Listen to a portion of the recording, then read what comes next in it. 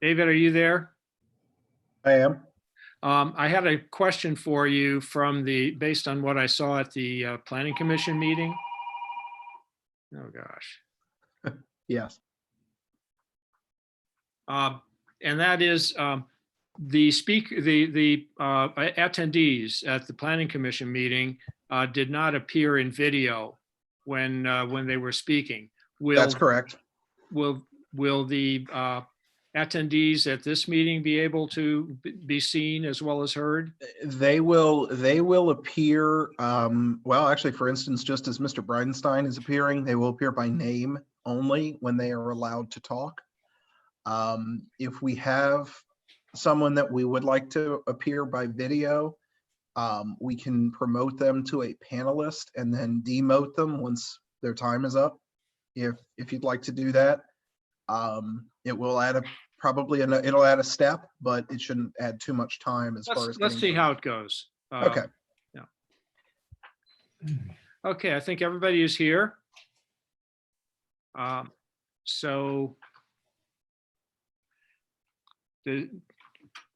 it is now 7 o'clock, so I'm going to call this meeting of the Village Council of Glendale to order. I'm going to welcome everybody to this, the second virtual meeting in the history of the Glendale Village Council. And with any luck at all, it'll be our last. But I can say for the record that all requirements to hold this meeting by video rather than in person have been met under the Ohio Public Record Open Meetings Act as amended by House Bill 197. So with that, we're going to start as we always do with the Pledge of Allegiance, although I am not going to require that anybody stand who doesn't care to. So hand over hearts. I pledge allegiance to the flag of the United States of America and to the republic for which it stands, one nation, under God, indivisible, with liberty and justice for all. Okay. At this point, I usually tell people to silence cell phones and other electronic devices, but here I'm also going to ask that for the most part, people mute their speakers unless they need to say something, and that will prevent extraneous noise like paper rustling and other things from distracting us. I will start off then with roll call, since we want to have a record that everybody all members of council are here. So Madam Clerk, would you please call the roll? Yes, Mr. Bessel. Here. Mr. Howeller. Here. Ms. Duke. Ms. Duke. She was on earlier, right? Spacebar. Spacebar. She's on mute. Okay. Ms. Masenko. Here. Here. Thank you, Marilyn. Mr. Baysmith.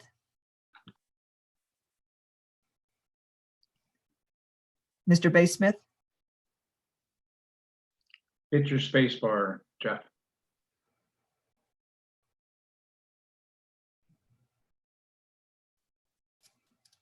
Mr. Baysmith.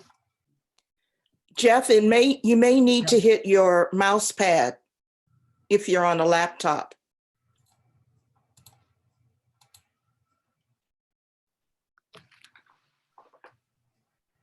Well, he was there. Yeah, I could see him say here, but I can't hear him. So. Okay, we know he's here. I can For see him. for the record, let us say we know that Mr. Baysmith is here. Will you please wave, Jeff, if you can hear us? Thank you. Okay. Ms. Groninger. Here. Thank you. Very good. So, Madam Clerk, I believe there's a quorum. Can you confirm that? I confirm the presence of a quorum. Good. And we have an agenda that has been circulated in advance. As you will see, the resolutions are a bit out of order here, as is our custom. We move the hearings on resolutions up to the front of the agenda so that the people who have a specific interest in them don't have to remain at council for the entire remainder of the meeting. And so we have two resolutions, hearings on two resolutions, and a hearing on the a recommendation. Mr. Mayor, Yes, don't we have to approve the minutes?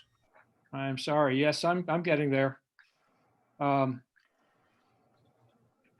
Yes, we need to go to the minutes of our meeting of April 6th, 2020. And those meetings have been circulated, and I believe there have been some amendments made to them. And I think a final copy has been circulated. So do I have a motion to approve the final copy of the April 6th, 2020 minutes? So moved. Second. Okay, all those in favor? Aye. Aye. Aye. Aye. Motion carried. And we have, this is the public comment portion of our agenda. We had requested anyone who wishes to make a general public comment to the commission other than on the applications from Planning Commission, inform us of that by Friday, and we have not received any requests. So from there, we will move on to the hearings on the recommendations from Planning Commission. These are all applications for conditional uses, or in one case, an application to amend a conditional use. And unlike most of the Planning Commission matters, these come to council as recommendations rather than on appeal of a decision. And so it is council that makes the decision. We're going to start with a hearing on resolution 2020-16 and resolution authorizing the conditional use of land owned by Jeffrey Whitty located at 14 Little Creek Lane for an in-ground swimming pool to be constructed according to plans and specifications provided by the application and pursuant to certain conditions and declaring an emergency. Do I have a motion for this resolution? So moved. And do I have a second? Second. Do I have a motion to dispense with 3 reads? So moved. And a second? Second. Okay. Mr. Cordes, maybe you can give us just a very brief summary of this matter? Yes, sir, I can do that. Possibly David can join in. I believe David has some of the plans. He could screen share if you so wish to see them.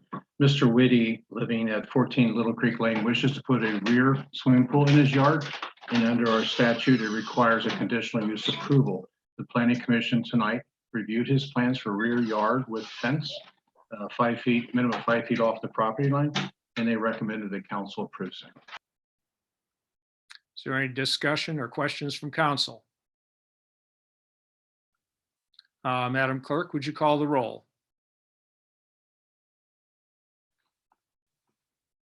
To dispense with the 3 reads, Mr. Bessel, Aye. Mr. Hoeller, Aye. Ms. Duke, Aye. Ms. Masenko, Aye. Mr. Bay Smith. I think I see him saying yes. So I'm acknowledging that Mr. Bay Smith is voting aye. Ms. Groninger, Aye. for the ordinance, Mr. Bessel, Aye. Mr. Hoeller, Aye. Ms. Duke, Aye. Ms. Masenko, Aye. Mr. Bay Smith. Mr. Bay Smith votes aye, although we can't hear him. Ms. Groninger, Aye. thank you. Okay, motion carried.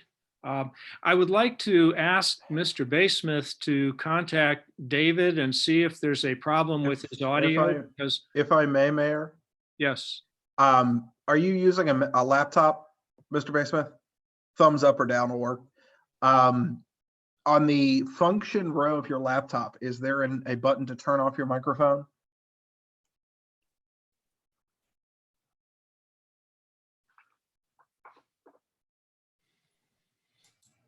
I wonder if you could manually unmute him for a second, David.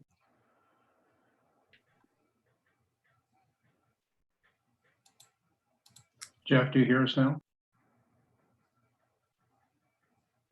I hear you. Can you Oh, hear me? we And hear now you. we hear Yep. you.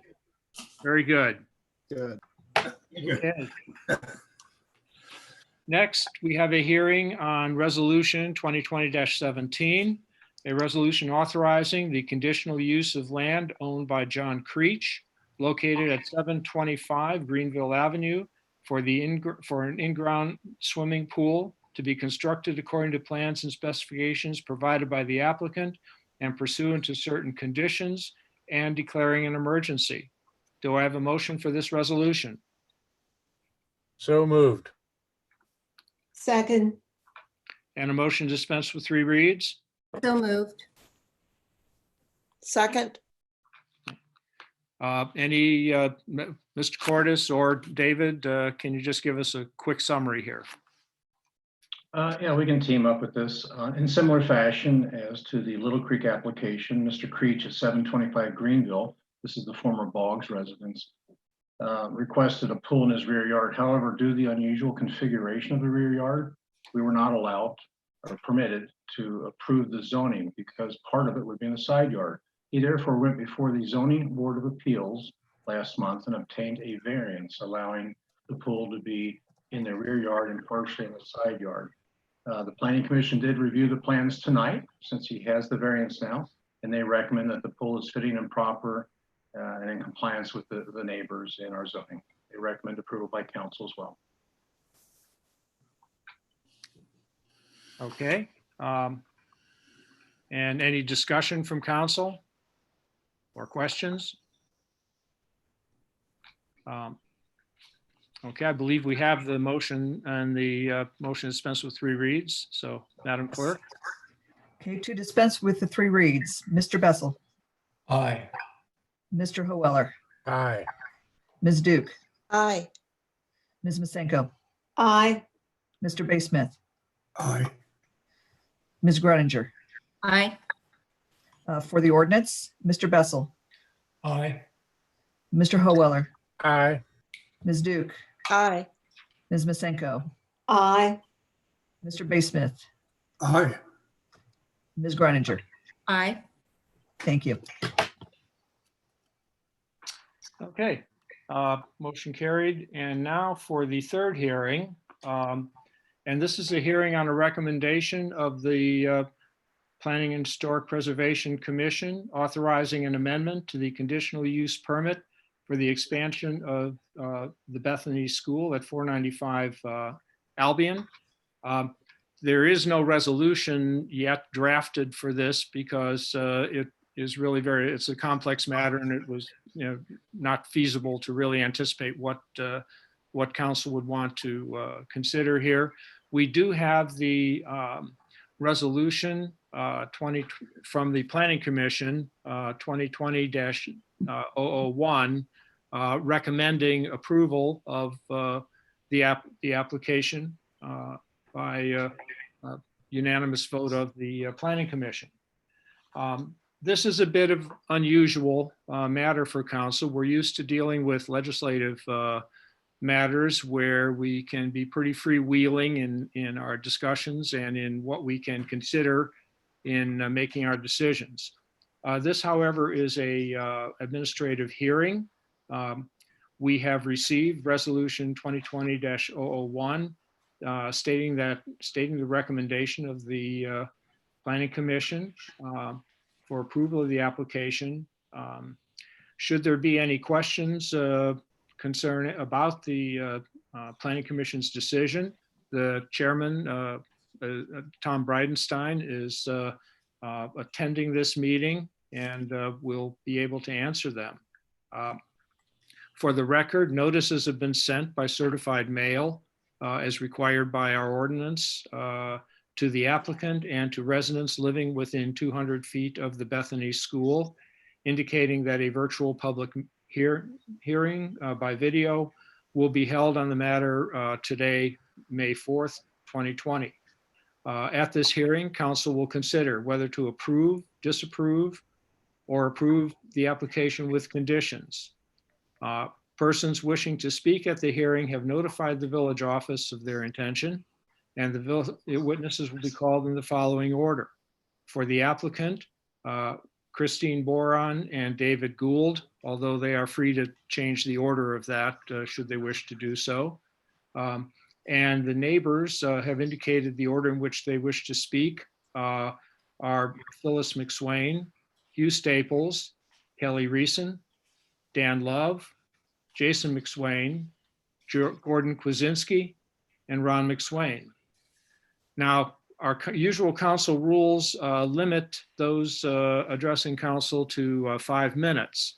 However, since this is a hearing, that rule really shouldn't apply here. But I want to eliminate any question in the record. So I'm going to ask council for a motion to suspend the 5-minute rule for the purposes of this hearing. Do I have that motion? So moved. And a second? Second. Okay. All those in favor, we typically do rules by voice vote. So all those in favor, please signify by saying aye. Aye. Aye. Aye. Any opposed? Motion carried. Of course, council is going, and the mayor will retain their authority to end testimony where they feel it's becoming repetitive or irrelevant or otherwise inappropriate for the matter. Anyone wishing to include paper or electronic documents or photos along with their testimony must have submitted them to the village office by the close of business last Friday, May 1st. All of these documents have been made available to those who have notified the village of their intention to speak tonight. No documents submitted after that date will be admitted into the record of the hearing as it occurs tonight. Should the hearing be continued until June 1st, we may consider reopening the record and allowing additional documents to be submitted. That will be decision of the mayor and council.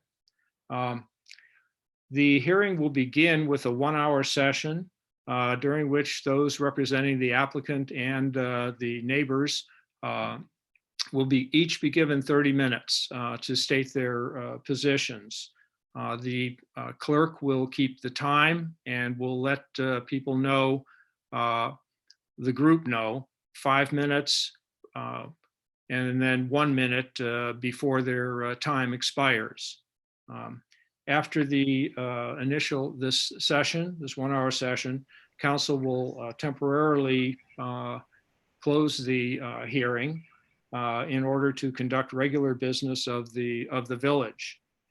Once that regular business is done, witnesses will be invited to return, or if we haven't gone through the entire list, we will continue with the list of witnesses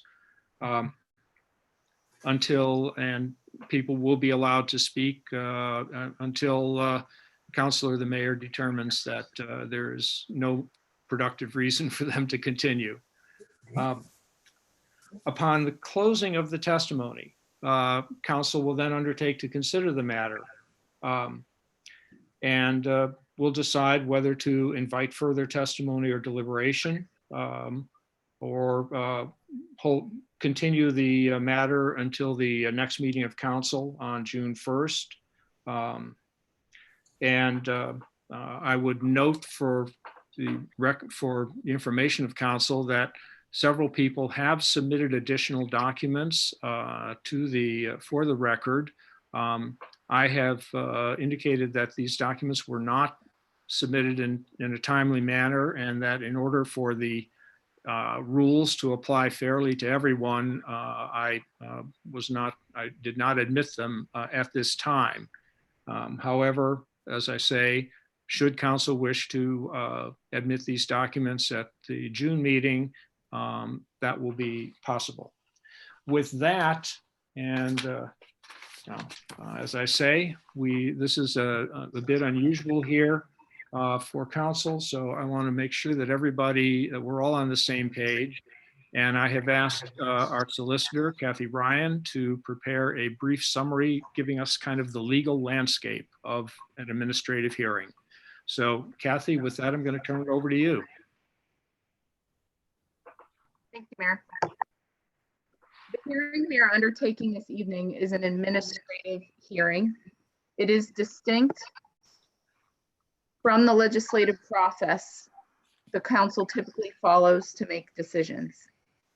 In many ways, a zoning administrative hearing is like a mini trial. The evidence to be considered will establish a record upon which the decision must be based. The evidence that will create the record is a combination of documents which have been submitted to council by the applicant and other interested parties, staff records such as the written recommendation from Planning Commission, and sworn testimony before council. The council's action is to review the request as captured by the record against the standards found in Glendale Zoning Code Section 154.62C. You will find these standards at the top of my report in record document 6. The applicant is requesting a modification to a previously approved conditional use.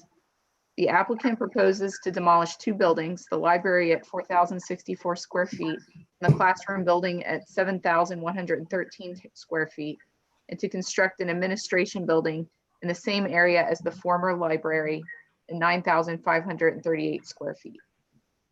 When evaluating the record before you this evening, it should be evaluated as it relates to what is being requested. Therefore, council should take care to make sure that connections made between the record and the item being reviewed are connections to the request as it stands, rather than other factors that are not the subject of the conditional use review. Only sworn testimony can be considered in this administrative hearing. The parties may not ask questions of one another. Only an attorney representing a party has the ability to cross-examine witnesses if such attorney is present. Numerous paper and electronic documents have been submitted into the record. Any documents for which no witness is present to speak under oath regarding the representations made in the document is considered hearsay evidence. If the chairman and council elect to accept any or all hearsay documentation into the record or to reject any or all, such decision should be made in a reasonable and consistent manner. Even if admitted, hearsay evidence should be given limited weight regarding factual statements because they have not been subject to cross-examination. And finally, the evaluation of all the evidence before you this evening as related to the request to build an addition on the Bethany School where the former library once stood is not to be evaluated with unlimited discretion. The Glendale Zoning Code provides that the council should evaluate the request and the evidence in support of or in opposition to the request as found in the record established before you this evening against the standards of Glendale Zoning Code Section 154.62C.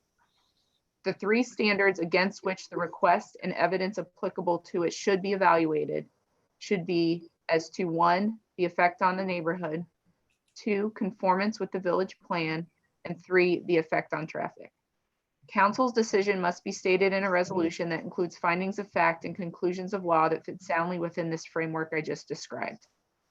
Based upon the council's hearing and deliberations, I will work with the mayor to produce a draft resolution that reflects those considerations. The mayor tells me that he intends this resolution to be considered at the June 1st, 2020 council meeting.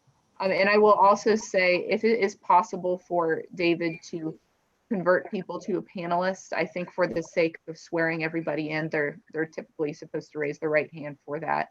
So if that's easy enough to do, just to keep it as formal as possible, I would recommend doing it that way. On So you're that, saying you're going to swear them in all at once? for this particular situation, we're going to have to do it. Well, I don't know. Is there a way, David, to bring everybody on, or at least a few at a time, or? It would, frankly, it would be easiest to do them one at a time. I know that might add repetition, but I have no way of adding multiple attendees as panelists. So perhaps as each raises their hand to speak, we can bring them on and then bring them down, put them Okay. back down when they finish. That makes more sense to me. I just maybe misheard or misunderstood there. Okay, so we are last ready to begin the testimony phase of this hearing. And I'm going to call for testimony from the representatives of the applicant, the Sisters of the Transfiguration, who wish to amend a conditional use permit. And so with that, I would ask someone to come forward, either, I guess, Christy Boron or David Gould, to speak.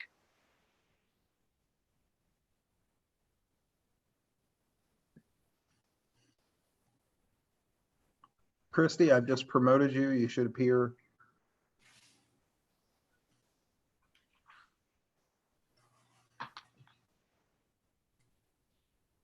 May you unmute her? Now folks? can everybody hear me?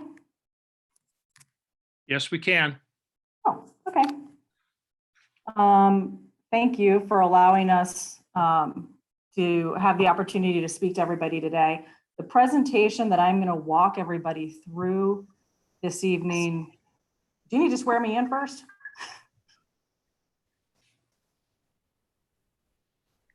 Kathy, you're muted. Oh, She does need to be sworn in. Right. It's all yours. Previously, Mary, you had mentioned that you wanted to swear everybody in. Do you want to do that, or would you like me to? No, I would like you to do it. Okay. And Christy, are you able to turn on your video, or are you using the keypad? oh yeah, sure. Hold on. Sorry. I didn't know that was on my end. Oh, I am upside down. How's that? How do you do that? I don't know. That's cool. Oh, hold on a second. There we go. There we go. Ugh. All right, if you could please raise your right hand. Do you swear that the testimony you are about to give is the truth, the whole truth, and nothing but the truth, so help you God? Yes, ma'am.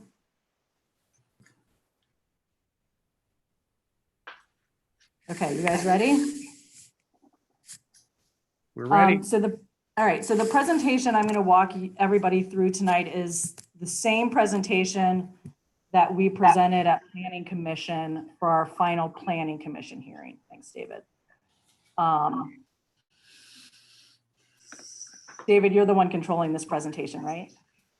Okay, so if you can just go to the next slide. So the first slide that you see is the our two site plans side by maybe. There you go. Okay. So what you have in front of you are two site plans side by side, one being the original approved conditional use on the left that shows the existing library building, which is directly to the left of the K2 classroom building. It's labeled multipurpose. And the existing classroom building called St. Faith, which is also in blue, north of the center drive, and it is labeled admin building. So the original plan was that both of these buildings were going to remain, and they were going to require a full renovation of them. So we actually took those two renovation projects through significant design work. And when we stopped to pause and estimate the cost of those, they came back extraordinarily high. At that point, we analyzed what the cost would be to build a new standalone admin building that supported all of Bethany's needs in one building.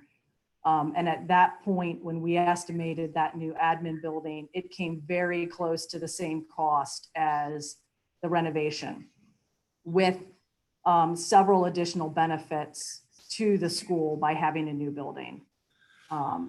As we were going through the design process of this master plan, one of the biggest concerns with renovating the existing school building north of the center drive was its remoteness to the main heart of the campus. And that was something that they were struggling with all along. And so by being able to build a new administration building directly next to the K2 building, we're able to solve that. It puts the administration right there with all of the students, and it also puts the nurses clinic right there with all of the students. Next slide, David. So this is just an overall site plan. It just zooms in a little bit to show the overall current master plan for the project. Next slide. This red is just indicating the extents of the property that Bethany owns. Okay. Next slide, David. So I'm going to walk through a series of slides that kind of breaks the overall parcel down into the way it's programmed and used by both the sisters and the school. So you can see in kind of the remote corners of their property are actual residences where folks that work with the community live. Next slide. This area in green is all convent use space. So you can see that the center drive serves as a nice boundary, as well as a drive just to the east of a couple cottages. That also serves as a nice boundary to be able to delineate the sisters' use for the community of the Transfiguration. Next slide, David. As opposed to the school use. So this diagram really starts to show everybody how we're able to compartmentalize the uses, which helps with day-to-day function. It helps with safety. It helps the school educate the kids on what the boundaries of the school are, because the sisters do have the retreat center, which is up in the kind of the top right corner of the site. That retreat center, guests will come and stay at the retreat center, and those retreatants have use of the sisters' property. So we're trying to really do a good job of being able to separate sister and retreat use from student use. Click one more, David. So this is the chapel now that we just highlighted. This is the single shared use building that really sits close to the intersection of both the sisters' use and the students' use. Okay, next slide. What this is showing in red is the buildable area per zoning setbacks, per current zoning setbacks. Obviously, several of these buildings were built well before zoning setbacks were put into your code. But these are, what you see in red is essentially the buildable area that the community of the Transfiguration have on their piece of property. Next slide. So now I'm going to walk through a few slides that talks about the setback requirements for the different buildings. You can see the new 3 through 8 building that was built on the piece of property. Its required side yard setback was 25 feet, where you can see that we're actually 100 feet off of the western property line. Its required front yard setback is 40 feet, where you can see we're 330 feet off of Oak Road. The required rear yard setback is 50 feet, where again, you can see that this building is 860 feet off of Albion. So it is quite embedded within the middle of the site. Next slide. The K2 building is pretty much totally interior to the campus. It has the convent building and the 3-8 and the new admin building and the cottages on the right that kind of make it totally insular. So there really isn't a setback analysis to do on that K2 building, which that building right now is under construction. That building is slated to open for the start of this upcoming fall school year. Next slide. So this is the new proposed admin building, and it is sitting in the same footprint as the original library building was sitting. And like the 3.8, its required side yard setback was 25 feet. It's actually 133 feet off of that west property line. So it's a bit further away from that west property line than the 3.8 actually is. The required rear yard setback is 40 feet. I would argue we really don't have a rear yard setback on this admin building because the 3.8 sits right between it, but it is 480 feet off of Oak, and it is 710 feet off of Albion, which would most likely be considered it. I don't know if it would be considered a rear yard or a front yard, but regardless, we're quite a ways off of it. Okay, next slide, David. So other distances just to take a look at with regards to this new admin building. One thing we wanted to take a look at was how far the admin building is from that northwest corner, or I'm sorry, from the southeast corner of Mr. Kozinski's property. If you can click, David. Okay, so you can see we're 160 feet from that corner, that south east corner of Mr. Kozinski's property. We're 160 feet from. If you can click one more time. From his actual house, the admin building's closest point is about 316 feet away, which coincides with about the same distance that the convent building is in front of his house. One thing to note is that convent building is a considerably larger building than the admin building, and it does have a full 3-story facade along that entire west side. Next slide, David. So I'm going to move to analyzing height a little bit. And height as defined by zoning is the vertical distance from the grade to the highest point of the coping of a flat roof, or the mean height level between eaves and ridge of a gable, hip, or gambrel. So it about hits the midpoint of an eave and a ridge line, is approximately where height is defined by zoning. So it is definitely not defined by the actual ridge line. Grade, as defined by your zoning, is the average level of the finished surface of the ground adjacent to the exterior wall of the building. So grade doesn't say what is the absolute lowest point of your building. It looks across the whole facade and it takes the average of the lower points of the building. Per your zoning, the maximum height for a school is 60 feet. When we look at the maximum height per your zoning for a single family residential building, that's 35 feet if the house is within 10 feet of the minimum setbacks. If a single family residence is over 10 feet from those setbacks, a single family resident can be as high as 45 feet. Next slide. So taking a look at the buildings that have been approved and are either finished or currently under construction. So this is the K2 building. Again, this will open this fall. Its actual height as defined by zoning is about 32 feet 9 inches. That's from its average grade on that front facade to what is approximately the midpoint of the roof.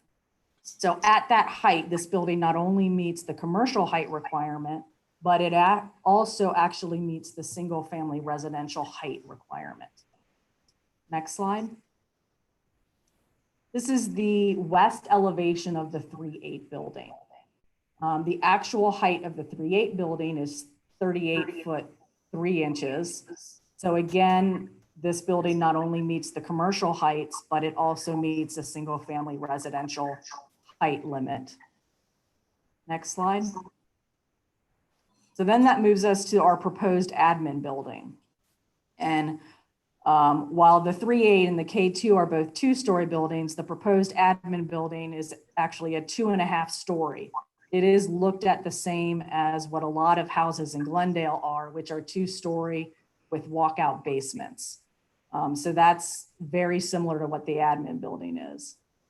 Its actual height is 39 feet. we had reduced the floor to floor heights on the admin building.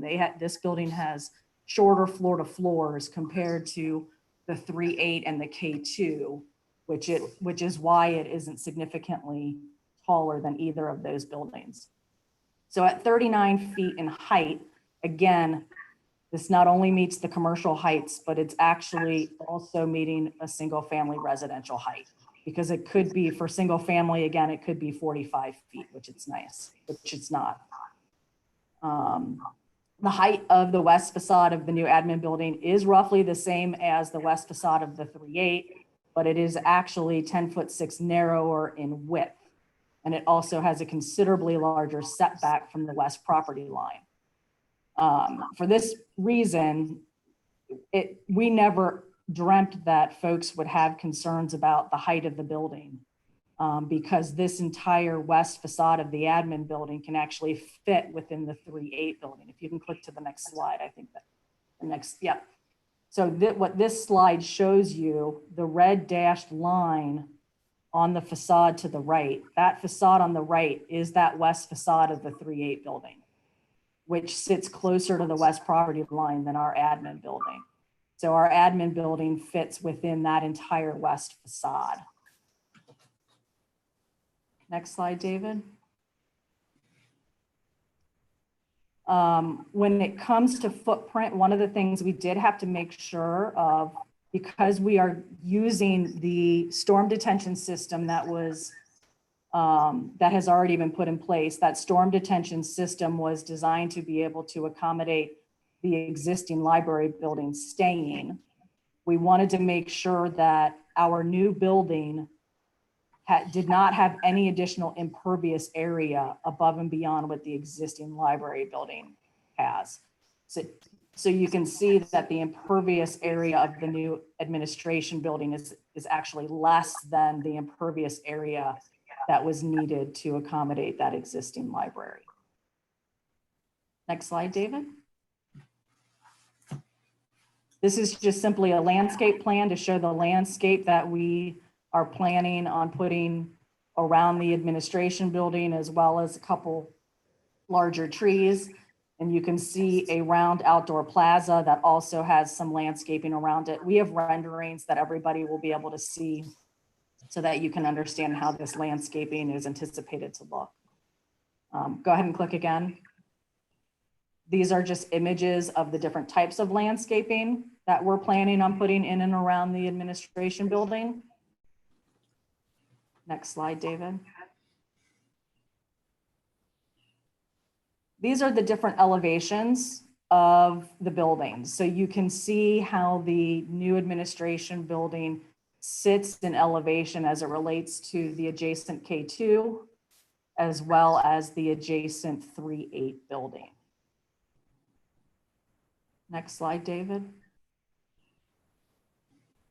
These were the original renderings that we presented at Glendale Planning Commission, just to be able to show the material plan for the building, how we plan on breaking up the facade with the same exact material palette that exists in the 3.8 and the K2. So we're matching both of those buildings.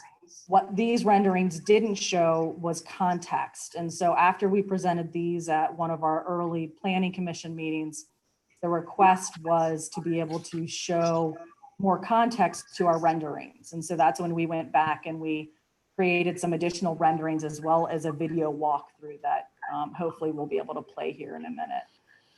Next slide. So I'm going to walk through a few existing photos. So this is a view as you would be driving up Hedgerow. You can see the St. Faith classroom building on your left. As you would be driving up Hedgerow, you can see the 3.8 building in the background. Go ahead and click again. This is just taking you into rendering mode. Same view. Go ahead and click again. The ultimate plan most likely will be that St. Faith does get torn down. The cost to renovate that building and maintain that building over time is really cost prohibitive for the sisters to be able to keep, not to mention none of it is handicap accessible. You can't even get into the building without having some issues. So this rendering shows you what the campus will look like with the K2 building in place, as well as the new proposed admin building from that same vantage point. Looking, next slide, David. Another view of the proposed admin building. Again, you can see the 3-8 building behind and the K2 building that will be done with construction in a few months beyond. You can see some of the landscape in this rendering. You can see the outdoor raised circular plaza. It gets kind of tall column evergreens surrounding the perimeter. I did leave off one tree in this rendering so that you could see the full building. If you can click to the next slide, David. There is a plan for a maple tree to go fairly close to the corner of this new admin building. So this rendering shows that tree. It also shows the fact that most of the days there will be cars that are parked in those parking spots along the center drive. That is the visitor, those are the visitor parking spots for visitors that would be coming to the school. Next slide. Now I'm back to actual photos. So we're further up the connector drive at this point, and you can see the 3-8 building that is completed, as well as a portion of the cafeteria to the right, which is completed. Next slide, David. Also of the 3-8, you can see that St. Faith classroom building in the background. Next slide. You're just making your way down the connector drive, because then in a second, I'm gonna switch over to rendering. Next slide, David. All right, so now we're at rendering mode. And so you can see the 3-8 building on your right, that's the first building. And you can see how the admin building looks in terms of its massing as you're driving down the connector drive. Next slide. So you just keep moving down a little bit on the connector drive. Now you can see the whole admin building beyond, as well as the K2 building just past that. Next slide, David. Just keep moving your way down. Now you can see the bridge connection between the 3-8 and the K2 in the background. Next slide. Just zoom in a little bit so you can see how all of these different buildings start to work together, how the aesthetics of the exterior all work together. The west facade of the admin building matches the west facade of the 3-8 building. The only difference really being that there's more windows in the west facade of the admin building, so that does bring its scale down a little bit. There aren't any windows on the west facade of the 3-8. Next slide, David. Are you able to run this video, David?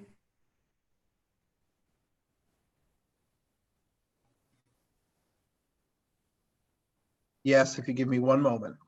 Okay, so this is going to be a 4-minute video. I'm sorry it's a little long, but what it does do is it is basically a fly through the site so that you can really experience how the admin building is going to feel as you experience the site.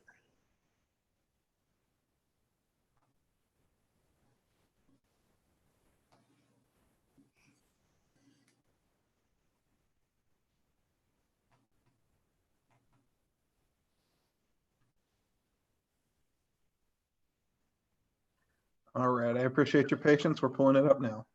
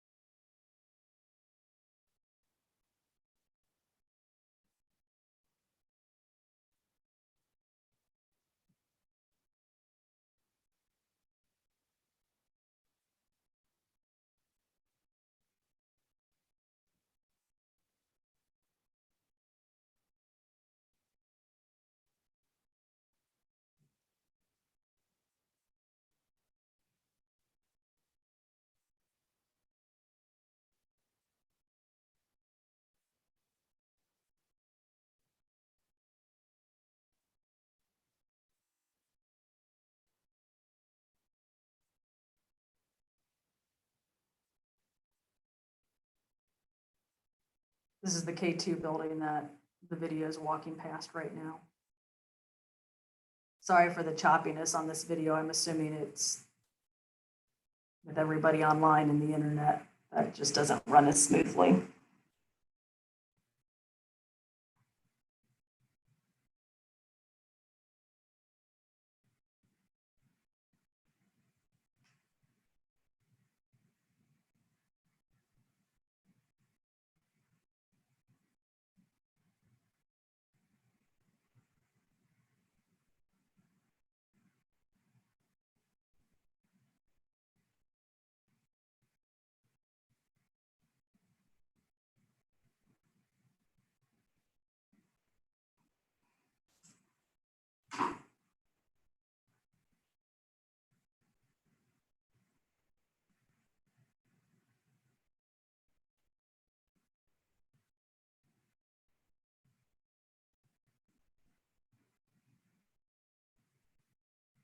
I think that's it, David.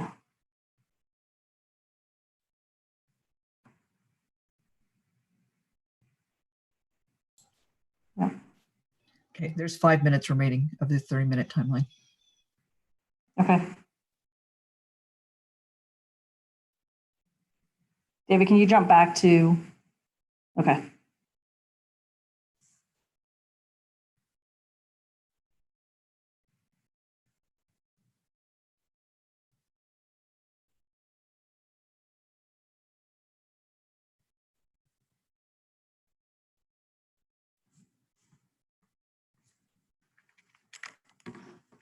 I apologize, Christy. Give me 1 second here. Yep, no problem.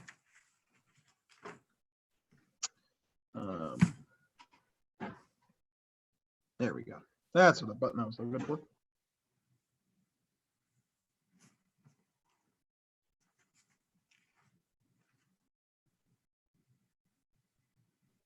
I'm ready when you are, Christy.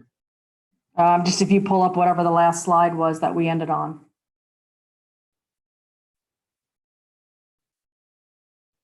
The link to the video. Yeah, I mean, it can be the slide after that. I mean, would be fine. Yeah, that is the next slide. Okay. So then just go to the one after that. It should be a parking analysis slide. Is this the one you're looking for? Oh, can you guys, I'm not seeing anything. Is everyone else seeing something? Negative. No, it's a blank screen right now. Okay. That's, Is there anybody seeing anything? we're just seeing the end of the video. We are not seeing the slide deck. Yeah. Okay. I apologize. Here we go. There you go. There we go. All right. All right. Okay. I won't take a whole lot of time over these next few slides because I want to hand it over to either Sister Lynn or Sister Diane. But we were asked to do a quick look at parking analysis for this project.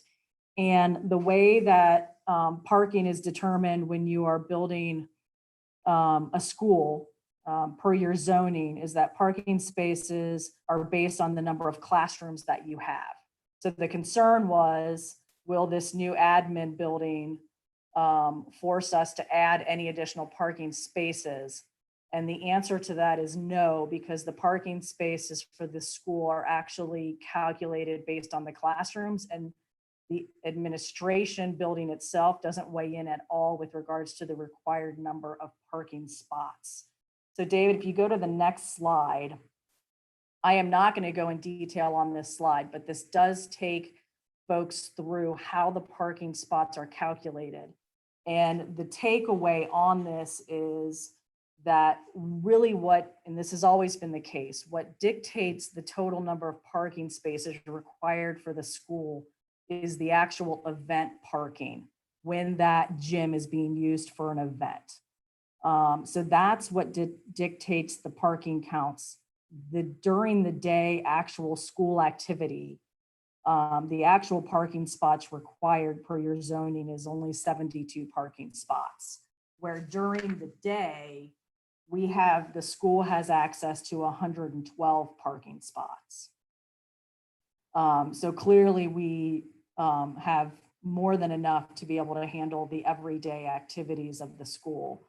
The event parking, that hasn't changed at all from when we started this conditional use process and started this master plan process. That event parking hasn't changed, and the admin building modification certainly doesn't make any changes with regards to the required number of parking spots. So click on the next slide, David. The only thing that this slide did was if for some reason you wanted to look at the administration building as a totally separate business, not part of the school, even when you look at it that way, we are still under the required parking spots for that daily use. There's a minute and 45 seconds left. Next slide. This is just a graphic showing the parking spots available during the school day as well as after the school day. Next slide. I would like to give Sister Lynn or Sister Diana a couple minutes. I'm hoping that maybe some of our technology glitches buys them a few minutes to be able to speak on Bethany's behalf. I could have been a little flexible because of the technology issues, but we did require that persons wanting to testify at the hearing notify the village in advance. And I'm afraid the only other person representing Bethany from whom we received notification, as far as I know, is David Gould. Is that correct, David Lumsden? At the end of the day today at about 4:20 or 4:25, I did receive a call from Christy indicating that she did wish for a sister to address the application and didn't have a chance to get an email out notifying everyone. So it a last minute addition, but I mean, if that's an issue, I think David could speak to it. I was just hoping that maybe one of the sisters could speak on behalf of the community. Hey, Don, just is from my perspective, I think it's fine if someone else wants to speak instead of David, as long as there's time. Well, actually, I believe they are out of we only have just a couple minutes, and that's giving some slack for the technological glitches. So I can give 2 minutes. That's about it. Is that going to be enough? Or do you, I mean, I'm telling you, this is just the first phase of testimony here. We will come, after the neighbors testify for their 30 minutes, we will do the normal regular business of council. And after we're done with that, we will come back to this hearing, and people who wish to testify and who have provided the required notification will be allowed to do so. So maybe rather than rushing through the end. Yeah, I'm okay with that as well, Mayor. That's fine. The only thing what they're going to talk to is how this building supports both their values and Glendale values in terms of your kind of 2010 vision. So we can speak to that second go round. That's fine. Okay. As long as whoever testifies has been given the required notification, that'll be fine. They have. Okay. We're now going to turn to the testimony from the neighbors who have asked that they be allowed to speak, and they're certainly entitled to that. So I will invite them to come forward. We have the, I believe there is an order in which they have asked to testify, and that will begin with Mrs. Phyllis McSwain. So I would ask Mrs. McSwain to step into view here, and we can swear her in and she can testify. If the account, because I do not see her name on the attendees list, if she would not mind raising her hand so that we can identify her. Thank you very much.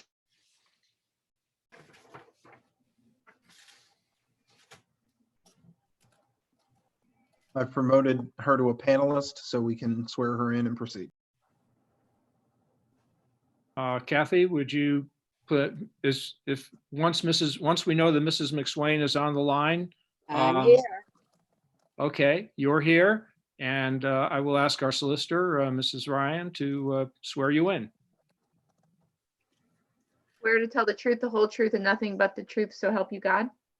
I do. Good evening, everyone, Glendale neighbors. Thank you, Mr. Mayor, councilmen, councilwomen.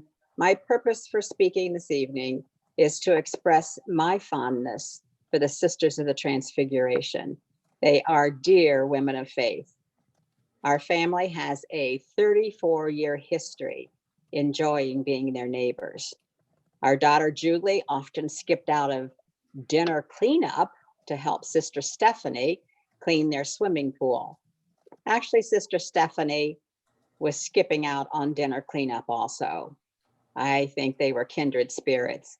Our youngest son, Jonathan, played with his cars and trucks on the prayer path in that 50-foot, nearly city block long wooded area between our house and Bethany School.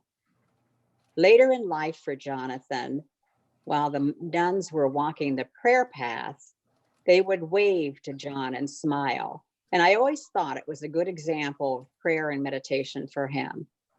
But think of that, a 50-foot wide and a city block long wooded area with 75-year-old hedge apple and pine trees gone, chopped down, replaced with a driveway in front of huge buildings. So sad. Our home, which was nestled in the woods, now has a view of an industrial complex with a roadway carrying 140 cars twice a day, less than 50 yards from our front door. We have planted 20 large evergreens at great expense, trying to block that view. Thank God for the leaves of summer, which helps block some of that chaos. We have enjoyed meals and Vesper services with the sisters, and they visited our home. My argument is not with the sisters. I want you to understand that. My argument is with the architectural firm and their callous lack of concern for the historic, peaceful surrounding community. The work completed to date looks nothing like the presentation submitted for approval early on. Their tree placement is so pathetic, it'll be 30 years before there'll be a buffer, as was described to us by the head of school and by the architect when plans were presented. This is not a natural barrier between the properties. Hopefully, as the governing council of Glendale, you can understand why we homeowners surrounding Bethany are so angry about the misrepresentation of this ever-growing project. 4 years, beep, beep, bam, crunch, clang. Please don't allow more destruction to our historic community. Thank you.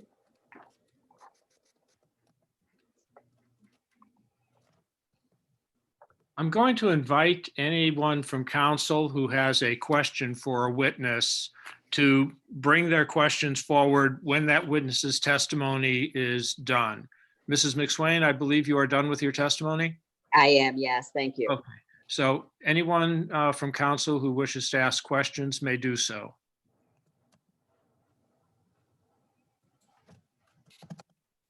No questions. Okay. Next, Excuse me, I'm sorry, Mayor, I couldn't get my mute to go off. Mrs. McSwain, you mentioned that the space between your house and, was it the other building or the driveway? It was Bethany School, between our house and Bethany School. Okay, and are you referring to the buildings or just the property? Driveway. The driveway. Okay. I see, the 50 yards away, that's the driveway. Yeah. Okay. Thank you. Thank you. Any other questions? I had the same microphone problem, so I'll ask my question of Mrs. McSwain. you made a comment about ongoing project different from what was initially proposed. And there seems to be some real concern now about the amendment. Were the buildings, is the building in the amendment, is it taller than the original proposed structures? I'm assuming that it is. Have you done that research to see that it is? The original, you're talking about what they want to do. With the admin building, the change in the admin building.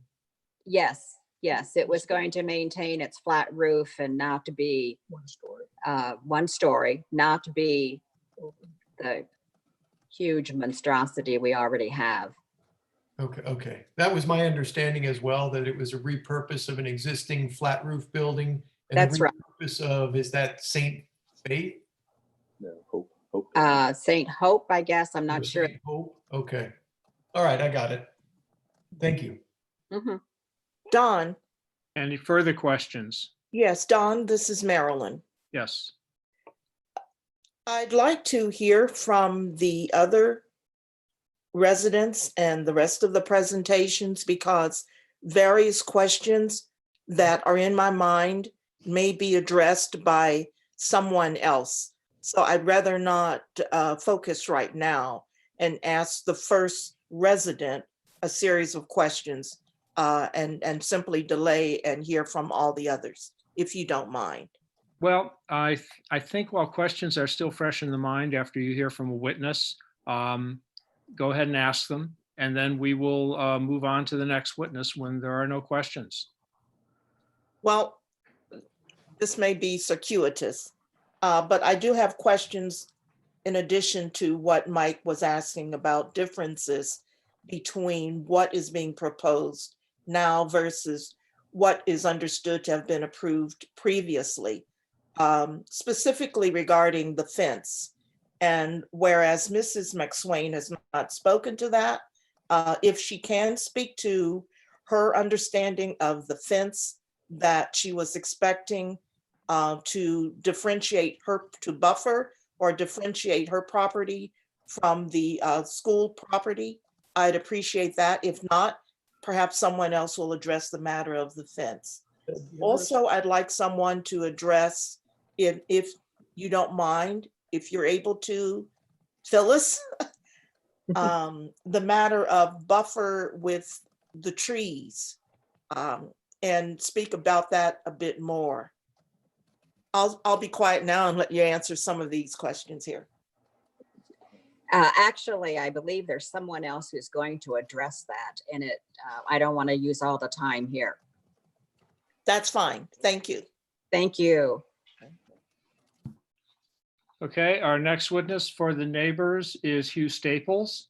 Mr. Staples, are you online here?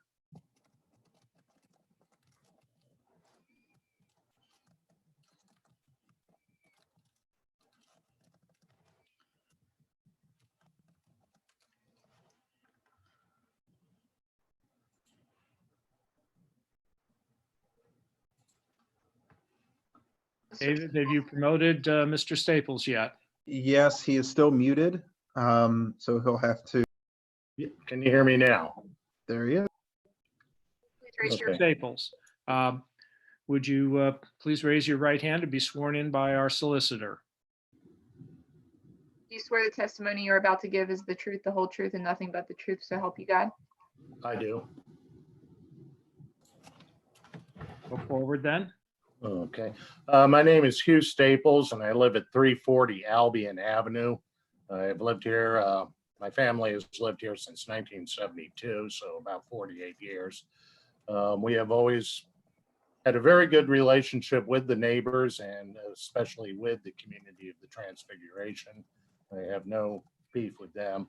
My main concerns in the past have concerned water runoff. And, I've had the issues where water comes flooding down Hedgerow Lane and comes across Albion Avenue and down into my yard.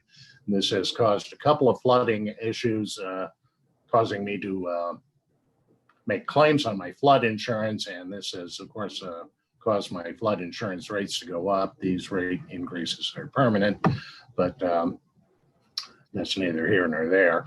But I do have a concern. It's unclear to me exactly what is going to happen with the building known as St. Faith. It's indicated that it will probably be torn down, and it is unclear to me what, if anything, will go into that footprint where St. Faith is now, and what will happen, or what effect that will have on the water runoff issues from the north end of their property as a result. And beyond that, I just wish to join my concerns about the aesthetics of the new construction. You know, it does seem to resemble a modern industrial commercial kind of office complex. I half expect to see geese running around, but you know, I will let others speak to a lot of the aesthetic issues, but the historic issues and the aesthetic issues, I do appreciate the sisters' problems with the idea of renovating St. Faith. You know, they cannot be apparently made in compliance with ADA or anything like that. But I do have concerns, you know, what will go in place of St. Faith and what effect that will have on the water runoff issues that have plagued my property for about the past decade. With that, I will let others speak to many of the other issues. Does anyone on council have any questions for Mr. Staples? I do. Mr. Staples, you mentioned the water runoff has been an issue for 10 years? At least, yes. I have had problems, you know, anytime you get a really hard rain, you know, like, you know, more than a half an inch an hour, water would come rushing down Hedgerow Avenue and would cross over the crown of Albion Avenue and come right down into my yard. My house sits, you know, a bit below street level. Right. And also it's built on a slab foundation, so any water flooding in would come right in the front door. And it has done that, you know, causing a certain amount of damage to the carpeting right inside my front door. And as I say, I on a couple of occasions have had insurance claims, you know, paid for that damage. But of course, with the flood insurance program, certain rules cause them to raise my insurance rates. So I do have considerable concern about water runoff from the Albion Avenue or from the Bethany property. And, What I'm interested, I'm sorry, what I'm interested in understanding is if you've seen a difference in the water runoff since the construction began, or is it somewhat similar over the past 10 years? Has it changed with the construction? And I'll stop there and go off.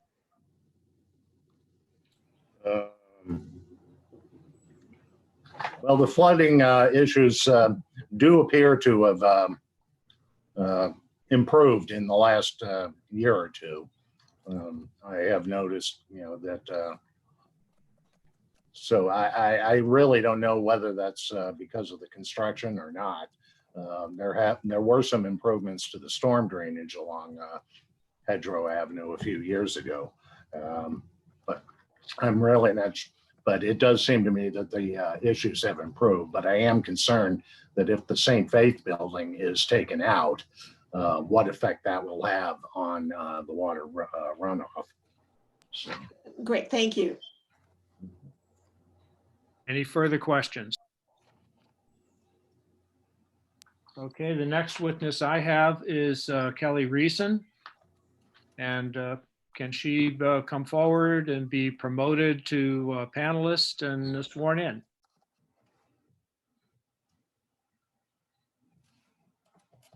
She's on her way.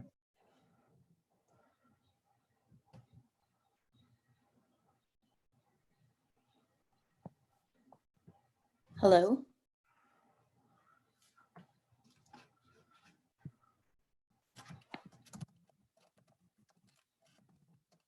Ms. Reason, I'm having trouble seeing you. Is your video on? Okay. Hi. Can you Oh. please raise your right hand? Thank you. Ms. Reason, is the testimony you're about to give the truth, the whole truth, and nothing but the truth, so help you God? Yes.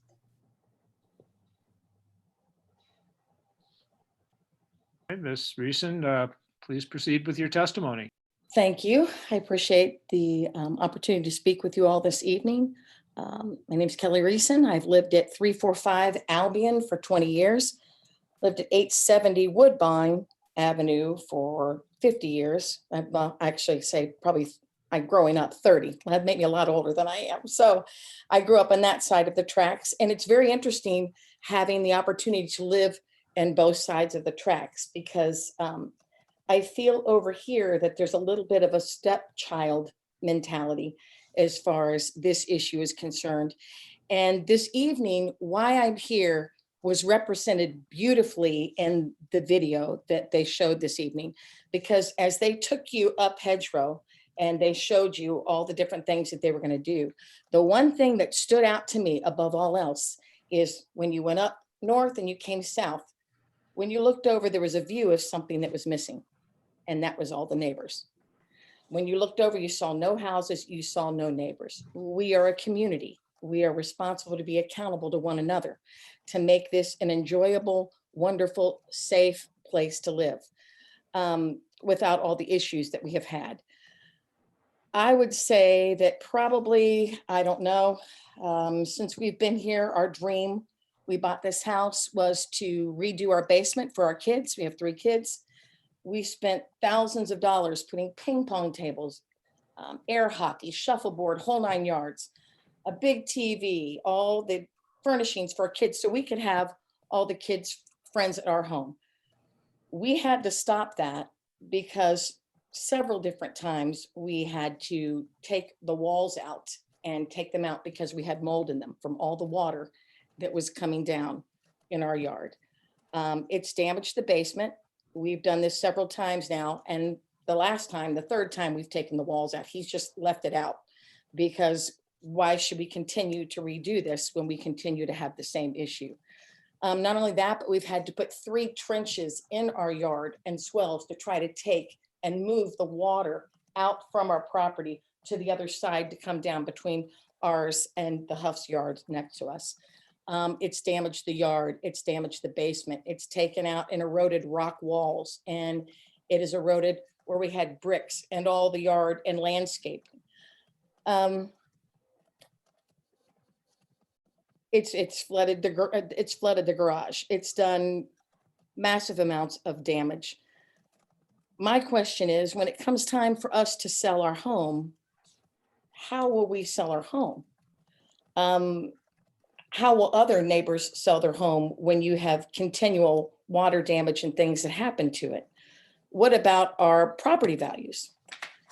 That is another concern. How are we to afford, and why should we have to pay for perpetual onslaught of water and its damage? And it's not just damage that has happened once or twice and stopped. It's damage that's continually inflicted upon us time and time again. Another question I have, and as everyone says, I have no issue with the sisters. They've been wonderful. They helped me with my mural project. They have a wonderful spirit. My issue is with the people that everybody else have mentioned, that it's been aforementioned. And I just want to know why they feel as though they are not accountable to their neighbors, why they have this feeling as though they're invincible.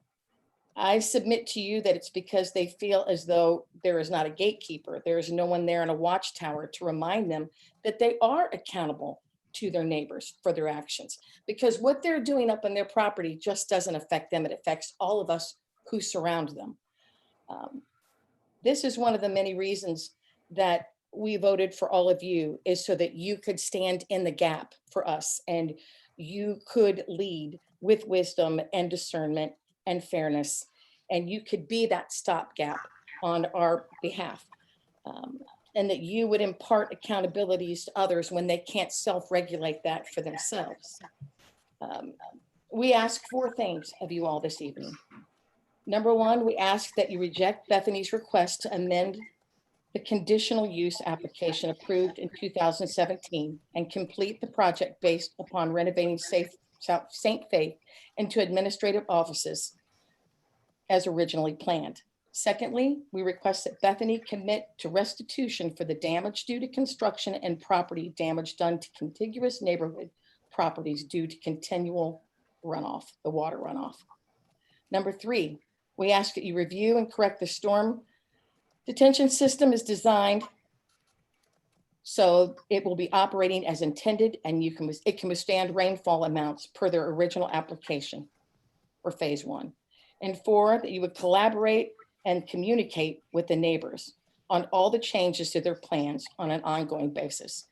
And most importantly, I would ask that you as council instill and embody, and you ask of Bethany to love your neighbors as yourselves. That should be innate for Bethany, being that it is a Christian entity.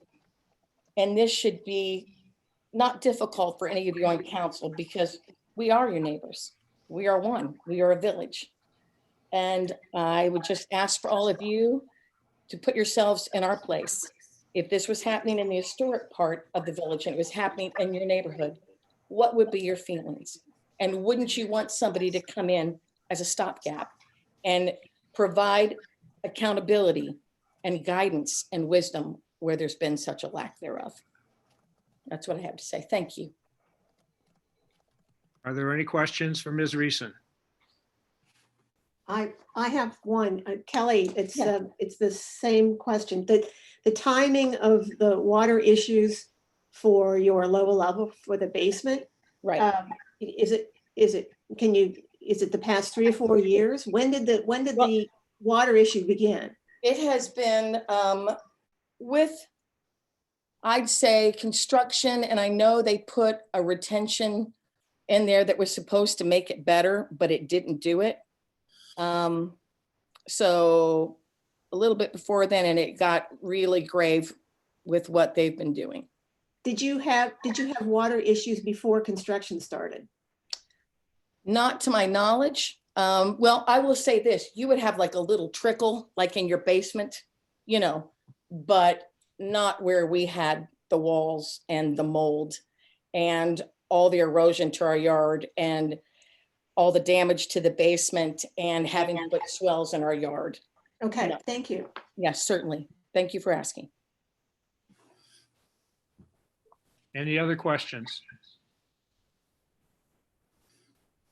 Okay, our next witness is Dan Love, and I'm going to ask that he be promoted to panelist and sworn in.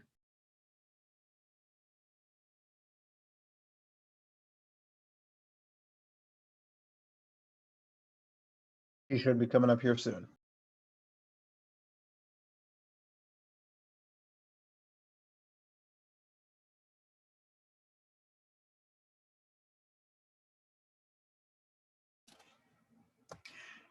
Don, this is Becky. I just want to let you know that during questions from council, I'm pausing the time because that's not the, in my opinion, it's not the 30 minutes of the residents or anybody speaking. Is that correct? Yeah. Okay. Thank you for letting us know. Be brief. Mr. Love, if you could please raise your right hand. Do you swear the testimony you're about to give is the truth, the whole truth, and nothing but the truth, so help you God? Yes, I do. Well, I want to thank the council and the mayor and our administrator for allowing us to have a brief second to talk about this project that has directly affected our family and my neighbors. My name is Dan Love. My wife Becky and I and our son Christopher live on the corner of Hedgerow and Albion. And we love living next to the sisters, and 2 of our children actually attended Bethany. We used to carpool with the Bessels in the day. Each of you received a letter mailed to our homes, to your homes around March 2nd from my wife following our February meeting with Bethany officials and the construction team. You also had an emailed letter from me last week that included Becky's letter plus some photos and video of our yard after modest and heavy rains. Our apologies if these files could be open, and I'm working on getting those so that you could see them, but I did resend a video today. I can directly answer Nancy Masenko's question about the timing, but I think that might be addressed later on. But let me just say that what we knew you would be presented tonight by the Bethany design team was about the largest and longest construction project in Glendale history, is that Bethany has been in compliance with building code in Glendale. We certainly would expect them to be. They're a construction company. We're not here to dispute that. What we're here is for two things.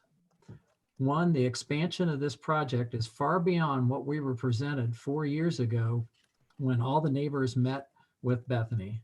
It's gotten bigger in scope and duration despite the regular sustained objection by the neighbors to the Bethany administrators and the village and planning, building and planning committee.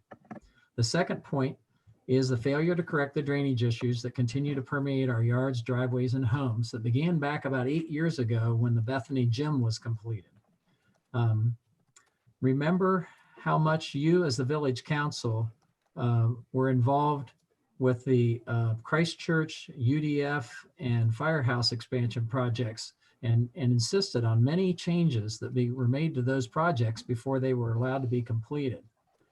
Can you imagine for a second if those projects had caused routine water runoff problems to the adjacent residents and went on for 4 to 5 years? I don't think you would ever tolerate that. Also, 4 to 5 years of noise and construction and not anything else has been done to help that. The end is not in sight. If this project took 30 feet of the woods next to your house as a buffer, where you'd built your dream home, how would you feel? Kelly Reason expressed that we just feel so frustrated that when we've expressed our concerns, and some of them are physical and some of them are just the unsightly nature of this commercial building that has invaded our neighborhood. I don't think any of us would tolerate that. So we are asking you to reject the proposal by Bethany and hold them to what they presented to us originally, which originally was going to be the renovation of both the Hope and the Faith buildings, and just keep the Hope building now that it's gone to a one-story building, and to renovate the Faith building. That historic Faith building is an attractive building that is consistent with the rest of our community. And we want the water runoff problem addressed immediately. The entire system that was built into this project is closed. And so for 4 to 5 years, we're supposed to tolerate water runoff from the construction. Who knows if it'll work when it's finally open. But this is detracting from our Glendale experience, and we really need your help. So thanks very much. Dan, I have a question just regarding the water runoff. Are you saying that the water system is not functioning currently? The water detention is not functioning at all? Or are you saying that it's supposed to be functioning, but it's not working per all the water that's running into your yards? So what started that affected our neighborhood the most was back now it's been about 8 years ago or 9 years ago when Bethany built a gym. Yeah. And there was a retention basin that would slowly release the water, but it still released the same amount of water, but it took away enough pervious space to cause a big increase in water runoff.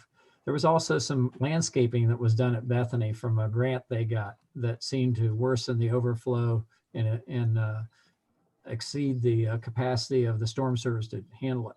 So that started it. And now the system that's underground has been capped off during the construction. So for 4 years, 3 years of construction and probably another year and a half to get this completed, we're having all the construction muddy water coming down and ending up in the Shardlows and the Reasons and the Staples and the Kwasinskis and the Huff's house. Does anyone on council or otherwise know why in the world that system is capped off and not functioning right now? We said it so it won't fill with silt. Huh. I think Mr. Kwasinski can answer a lot of that because he's been the most directly affected. Okay, thank you. Thank you. Any other questions for Dr. Love? Yes, Dan. Can you Yes. hear me? Yes. I appreciate your having attempted to send a video and photos to council. We do need to have them in the record, however, in order to consider them. And I'm concerned that they be received before that deliberation has concluded.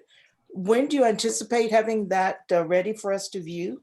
The video was sent out again today to David, and it certainly plays on my Apple laptop. And What format is that? Is that an MP4 video? correct. I'd like to ask David if he's been able to access it and can show it to us.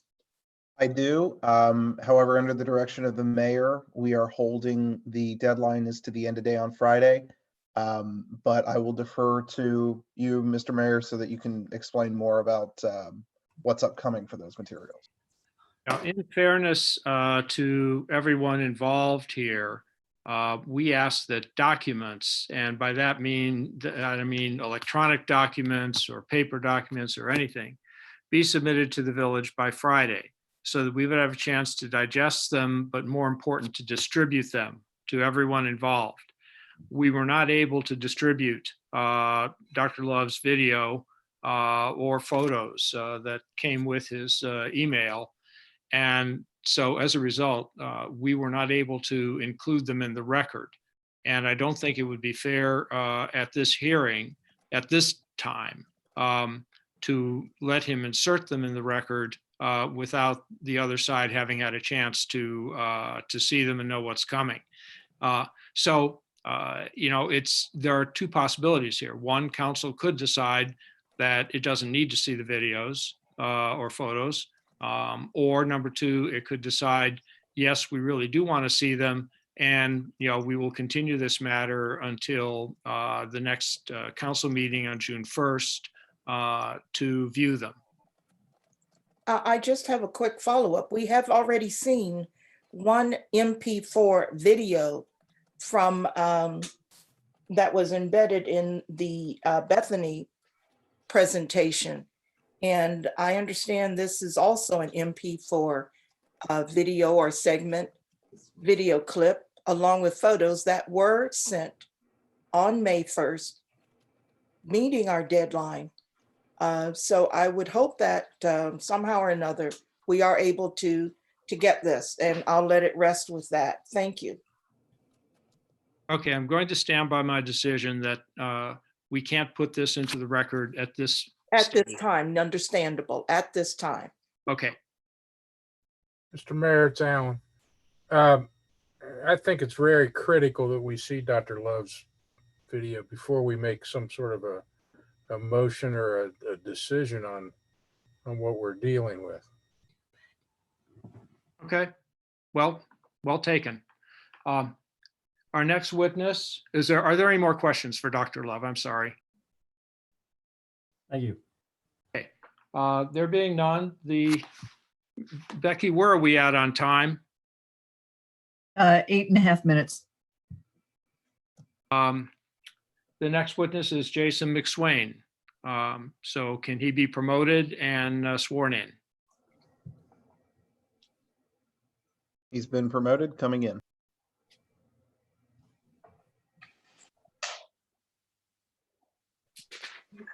We swear the testimony you're about to give is the truth, the whole truth, and nothing but the truth, so help you God. I do. Thank you. My name is Jason McSwain, and my wife Natalie and I live at 360 Oak Road. I've been residents there for the last, actually in Glendale, 25 years. And the purpose of the document provided to council last week is to capture the sentiment that was expressed by the 12 neighbors to Bethany leadership at the end of the listening event. Randa Green of the Planning Commission, he ended the February 3rd, 2020 Planning Commission meeting with the phrase, "That is not the Glendale way." He forced that listening night because I believe Planning Commission hadn't seen communication or collaboration up to that point initiated from Bethany. And I believe it's his intent to foster that and have that to begin. From the letters that Lisa and that Wendy had submitted to council, when you read the detail, it was from their perspective an event that they came and they listened, but there was no desire to take action. I summarized the end of that night and asked all of leadership. It was great to see Bethany board members, the sisters, many different levels of leadership within Bethany. And I asked that group as Bethany leadership, having heard what the neighbors had shared, if there was any ability for them to pause and take a different look at the height of what they were proposing for the administration building. And David spoke on behalf, that's his job, is representing all of Bethany. And his statement was real clear, those neighbors know that they were going to continue to move forward. I think that's where Kelly or Wendy and Lisa's letters originated from. To be clear, the request tonight to Glendale Council is to reject Bethany's request and provide direction if they choose to proceed with their original remodel plan of the Hope Building to limit the rebuild of a new administration building to the original height of the Hope Building when the conditional use was granted. And specifically key to this request is the original height of the first conditional use. The neighbors have been harmed by decisions made in construction to the extent that raised doubt to Bethany's desire to be part of the current Glendale community within the conditional use that was granted. The final piece I want to provide a voice to tonight is Mrs. Chardlow's letter referencing her favorable Bethany experience. And that's multi-generations. Her family has broadened and grown in Glendale over the years. And her letter to council highlights one quote, "My family moved to Hedgerow Lane in 1938. My childhood is filled with many special memories of the sisters and the students who lived in the cottages. I have always been fond of my neighbor to the north. The Chardlows and Nally and I share the north and south neighbors. And her letter helped me realize that our common childhood special memories of the sisters are similar. I enjoyed growing up around their life on the campus with their swimming pool, their dogs, their bicycles, and just their very willingness to always strike up a conversation. Her children are grown now with families that continue to grow. And similar to my parents, it is sad. It's a sad statement of Bethany's management of neighborhood relations or neighbor relations moving forward with a taller administration building than neighbors see conforming to Glendale. That those family discussions that might take place on a phone call could be about stress and disappointment of Bethany's changes in the impact to Glendale. Mrs. Chardlow may have similar phone conversations as my parents with my older sister, Michelle. Michelle Bacon is a Presbyterian minister in Laramie, Wyoming. Formerly, she was in Montgomery, and earlier than that, she was a minister here in Glendale. And she knows the network and the neighborhood knitted together very well. And when they connect on a phone for an inquiry of how's the building process coming, to not have that be positive aspects is simply disappointing. Council can take a step tonight to right this. Thank you for providing me and my fellow neighbors and my parents the opportunity to speak to council this evening. Questions for Mr. McSwain?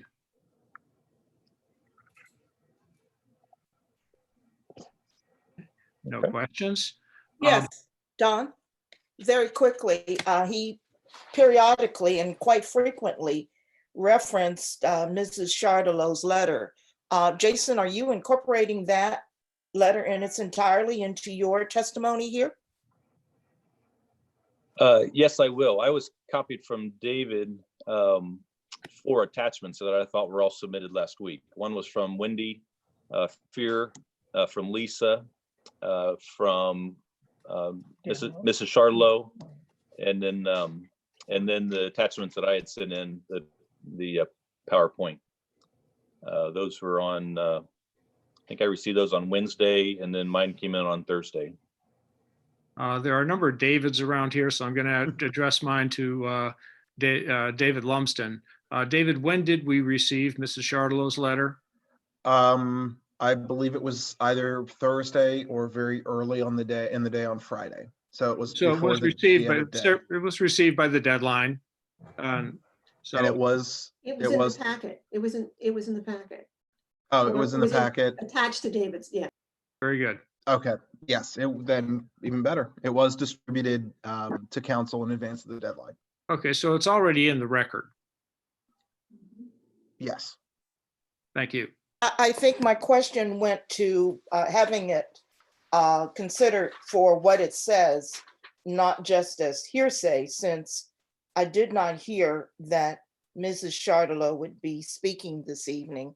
I don't know if she's present, and I didn't know how much credibility and what weight to accord to her letter. That's what prompted my question to Jason. Thank you. Okay, well, we could get into a wonderful discussion of the hearsay rule here, and I know that everybody on council would really like to hear that discussion among you, me, and Kathy. However, I'm going to put the letter is in the record for what it is. The fact that it was read doesn't, in my mind, by someone other than the writer, doesn't, in my mind, give it any additional weight or credibility. It's there and it's in the record, and that's where it's going to be.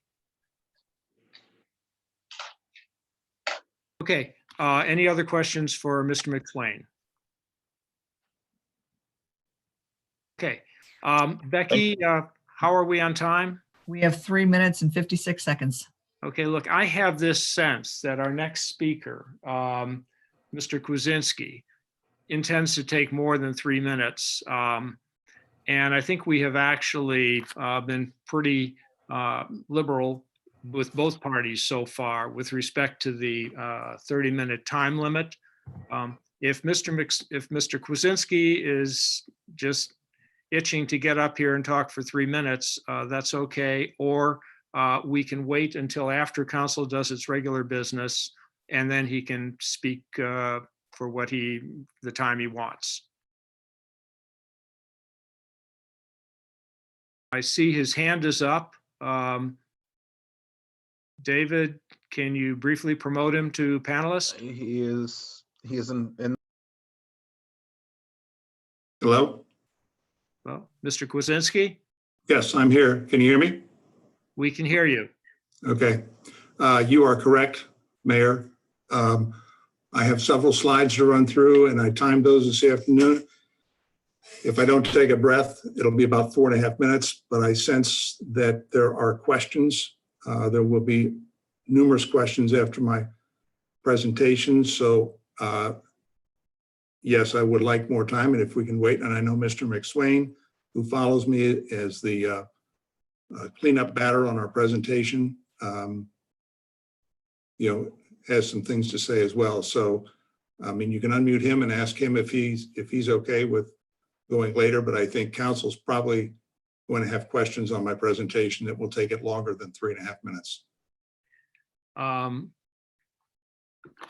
going to just say right now, we're going to temporarily suspend the hearing on the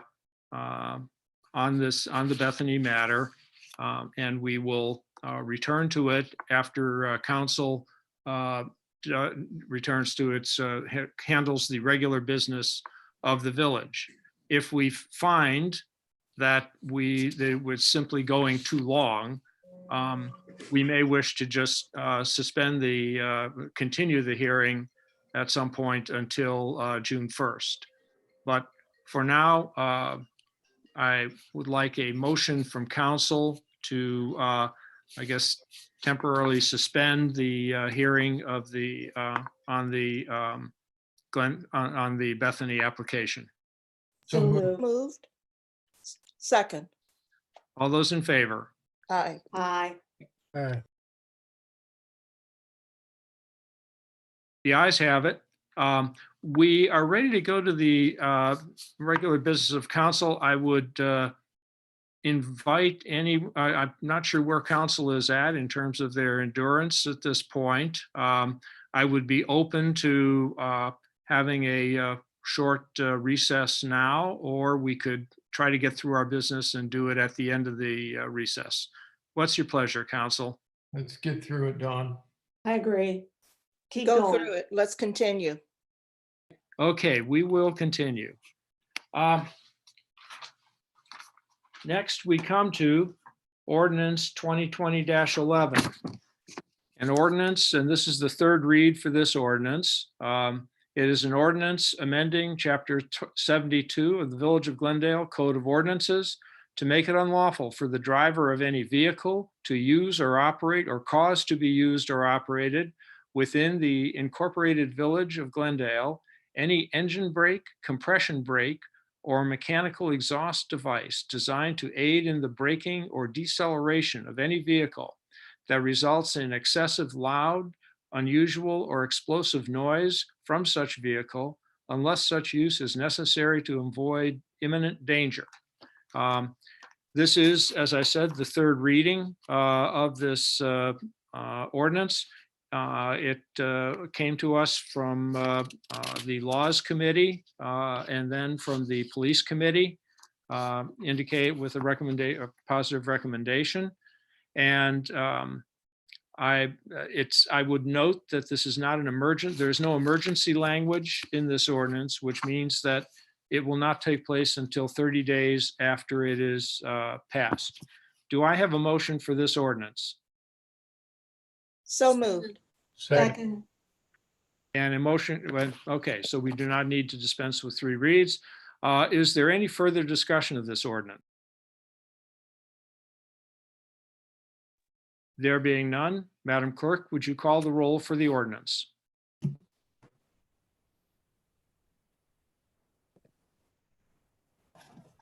Mr. Bessel, Aye. Mr. Hoeweller, Aye. Ms. Duke, Aye. Ms. Masenko, Aye. Mr. Bay Smith, Aye. Ms. Greninger. Aye. Thank you. The ordinance is passed and enacted, and perhaps truck traffic on, at least on Congress, will get a little quieter. We turn to ordinance 2020-13, an ordinance authorizing the increase of 2020 appropriations of the water fund and declaring an emergency. Mr. Cordes, can you give us a little background on this ordinance?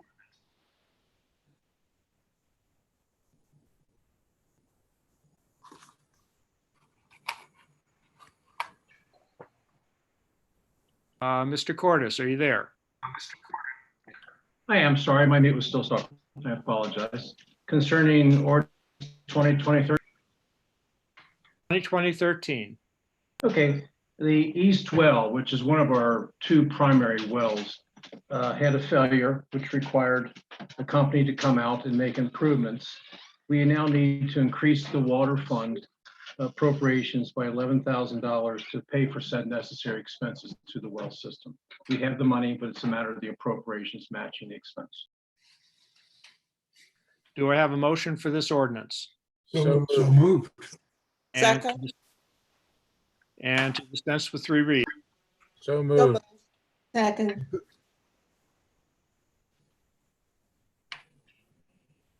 Any discussion? I have a question for Mr. Cordes. You said we have the money in available for this. So is this going to have any impact on future water bills? It is not. This is money from the reserves that were not appropriated, but they need to be appropriated to pay the bill. We didn't expect this repair, so. Okay, thank you. Any other questions? Okay, Madam Clerk? Okay. To dispense with the 3 reads, Mr. Bessel, Aye. Mr. Howeller, Aye. Ms. Duke, Aye. Ms. Masenko, Aye. Mr. Basemuth, Aye. Ms. Greninger. Aye. For the ordinance, Mr. Bessel, Aye. Mr. Howeller, Aye. Ms. Duke, Aye. Ms. Masenko, Aye. Mr. Basemuth, Aye. Ms. Greninger. Aye. Thank you. Okay, ordinance is passed. And we turn to ordinance 2020-14, an ordinance authorizing the increase of 2020 estimated revenue and appropriations of the Drug Enforcement Fund, a special revenue fund, and declaring an emergency. Mr. Cordes, can you give us some background here? Yes, possibly myself and Chief Warman.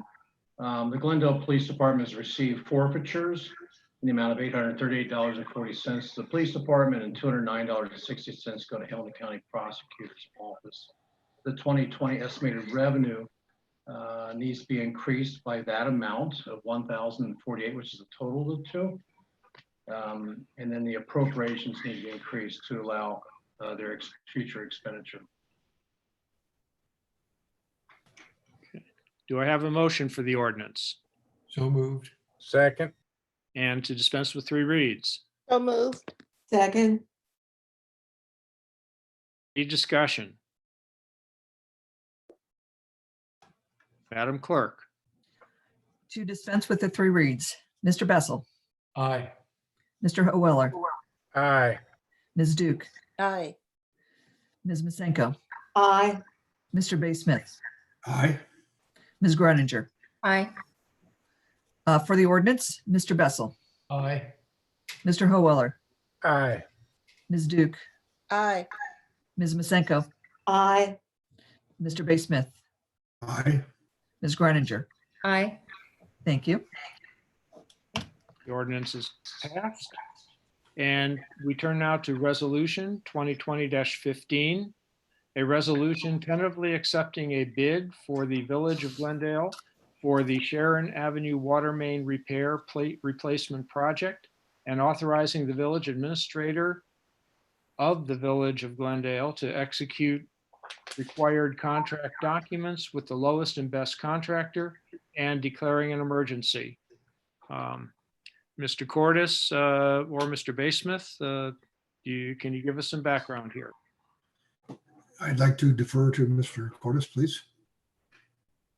I'll be happy to provide information. As you know from previous direction from the Utility Committee and from the Finance Committee, we have been seeking a low interest loan to replace the water main from Chester Road on Sharon all the way to the town hall. We have gone to bid so that we can apply to Ohio Water Development Authority. This is required of the OWDA.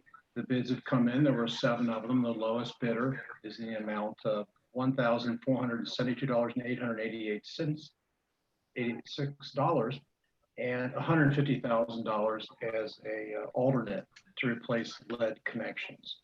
The total for this bid, recommended by our engineer, is $1,622,886. We have to have this resolution to send to the Ohio Water Development Authority by the middle of this month, so they can determine if they will give us a low interest loan. We have been given a report from them that the interest rates as of this month are for 20 years at 1.37%, for 25 years at 1.56%, and 30 years at 1.56%.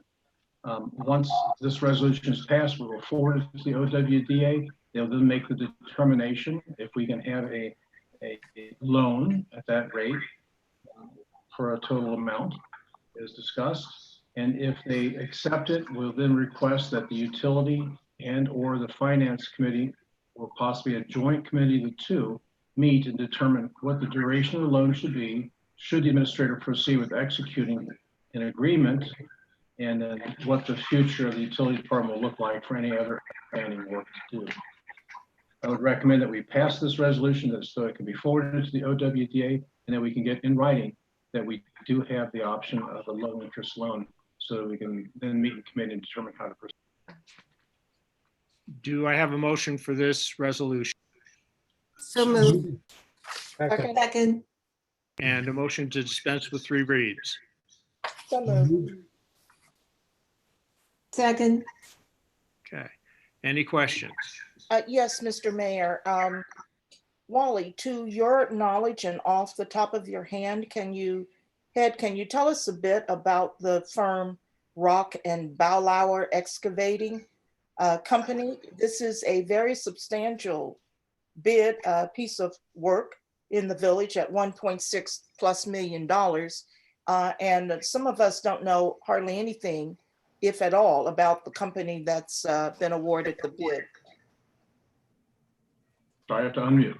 I did speak to our engineer about, Steve Cantor, about this company. He's very familiar with them. They do a lot of work on the west side of town. They're a large excavating company, and he's had success with them in the past.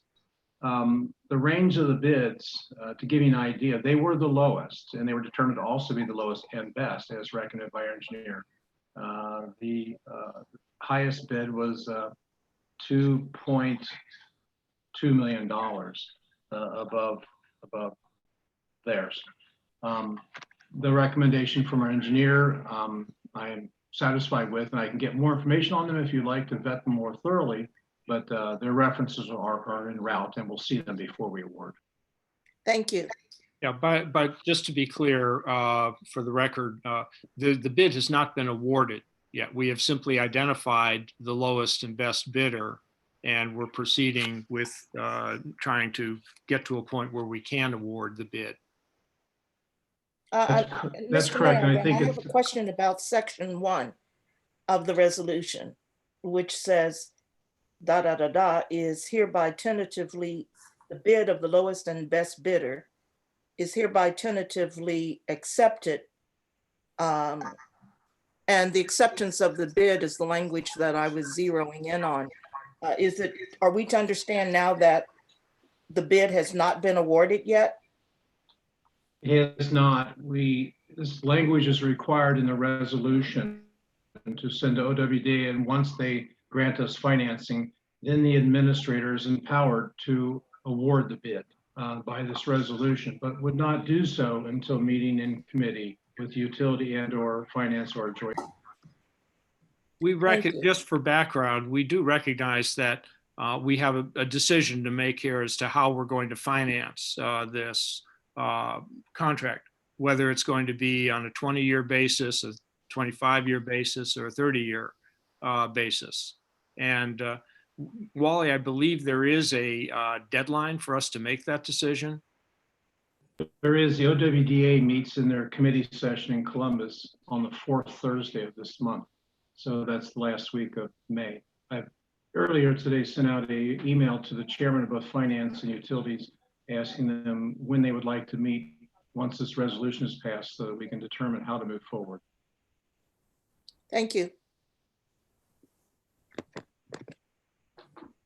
Okay, do I have a motion for this resolution?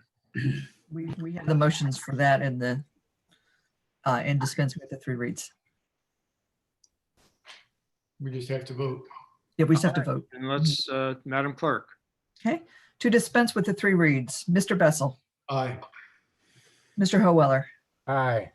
Ms. Duke, Aye. Ms. Masenko, aye, Mr. Bay Smith, Aye. Ms. Groninger. Aye. For the resolution, Mr. Bessel, Aye. Mr. Howeller, Aye. Ms. Duke, Aye.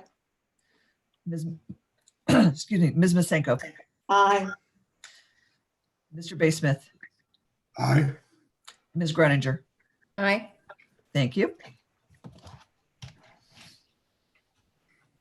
Okay, the resolution is passed. We're going to have to scramble to get a meeting with finance and utilities. I'm going to try to get together with just the chairman of those committees, so we can sort things out and present this in an orderly fashion to the committees, especially if we have to do this by virtual meeting again. So we will, Mike and Jeff expect a note from me tomorrow as to trying to set up a meeting. We turn now to the reports from the mayor and standing committees and special committees. As I did last week, I am going to forego the reading of the deaths. I just feel that is something I'd rather do in person in an in-person meeting.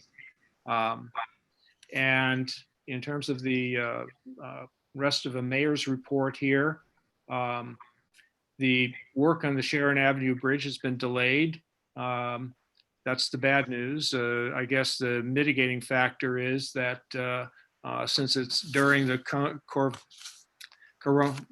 coronavirus crisis, that it's not quite as disruptive to our village to extend it as it would otherwise be. We have been told that it will be finished by the end of May. The problem was that they had problems with the water main. It wasn't in the place where they thought it was going to be, and they had to reroute it and get some special valves that were delayed in shipment by, guess what, the COVID crisis. You see them there all the time. They're working at it, but it's unfortunately there were some delays. I understand, Wally, what is the status of the valves now? The valves have arrived, sir, and I believe tomorrow they'll start installing them. The contractor has dug everything up, but the arrival of the valves will coincide with tomorrow's start of work. Okay, so that's where we're at on the Sharon Avenue Bridge. The railroad crossings are going, are going to be done. By that I mean there's a crew coming through replacing ties on the east side tracks, I believe. And at some point, they are going to have to close off Sharon Avenue and Oak Avenue for at least potentially a day, maybe two. We're not, we don't know yet. And although they have given us several dates so far, we've hesitated to publish them because they're not always reliable. There's pavement at the Albion and pedestrian crossings that will be removed so that then we can get rid of those concrete barriers and start doing some work making the area really look a lot better. Mr. Mayor, may I interrupt you for a second? Yes. Breaking news from Tom Bridenstine, who is listening in today. He texted me a few moments ago. Out his window, he sees the CSX crews removing the Albion crossing. Okay. Wow. Wait, tonight, as in now? As we speak. Okay.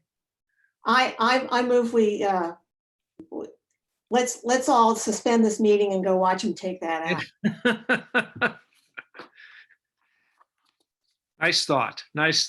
But we'll go afterward. We can take a look. So anyway, we're working at, the pavement is going to be removed, and we're going to be able to work on the Albion and pedestrian crossing. Most importantly, we're going to be able to work on the parking lot across the on the east side of the tracks, and we have some bids that have just come in for the for that work, and we will announce a winner, and we will let people know what's going on there. There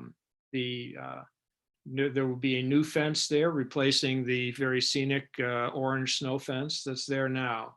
So we've got some work to do, but when that project is done, the whole area is going to be vastly improved. That is my mayor's report. I know there haven't been any, I don't think there've been any committee meetings last week. Does anybody have a report other than the fire and the police? No. All right, then fire committee. Fire committee had no meeting. I'd like to just fire. Wrong committee. Okay, But you're right, Alan, fire did not have a committee. But I did want to express my appreciation to Chief Hardwick because of his daily updates on what's going on both locally in Hamilton County and at the state on the situation reports. Also, we're investigating the possibility of having all of our N95 face masks sanitized through Battelle, working with the State Highway Patrol. So I'll turn it over to Chief Hardwick. Thank you. As far as the COVID-19, yeah, those activities are continuing on, and we're going to have a little change in the reporting structure from the EOC starting this week. They're only going to update us on every 3 days, Monday, Wednesday, and Friday. So unless there's some other major event going on, just expect that on those 3 days. If I hear anything at the state level, I'll be sure to send that out as always. But we've had a good avenue of sharing the data and getting it out. Councilman Baysmith made up the diagram that we had I sent out today with the attachment. Kind of shows a real good representation of how the virus is going. So appreciate the help there. The other thing I really want to stress now is to continue to use and promote the access with Alert Glendale. When we had the last minute notification about shutting down Sharon for the railroad repairs, it was nice to be able to use that. And we have over 1,000 contacts going out on that now. So that's a great tool for us to be able to share that data quickly. So that's it for me, unless anybody else has any questions. Thank you. thank you, Chief. Police Department, Alan, and then on to the chief. I'm so embarrassed. I'll just send it over to the chief. No, thank you. I guess the only good thing about the virus is that we had no thefts or burglaries because everybody's home. Other than that, the biggest incident we had all month was the gentleman that jumped the tracks that were estimated 85, actually came back at 86. So he did walk away from that accident, did damage to a vehicle, and we're waiting on blood work to come back to officially charging. So other than that, it's just doing our thing every day, and that's it. Thank you, Chief. Turning to miscellaneous business and reports from the clerk and treasurer. Madam Clerk, do you have a report? No, I have no report. Okay. Mr. Treasurer, can you give us your report?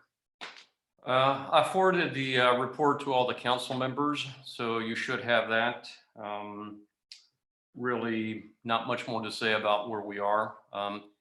We are exploring the possibility in investing in commercial paper, since it's probably the only thing that yields any kind of return at this time. So we're inquiring on what we need to do to be able to legally be able to invest in commercial paper. So I'll provide an update next month on what we decided and how we're proceeding. Thank you. Turning to, we have all received some financial reports, and among them, well, they are the checking summaries for the general fund and the enterprise fund for the month of April, and the revenues, expenditures, and cash transaction reports through March 31st.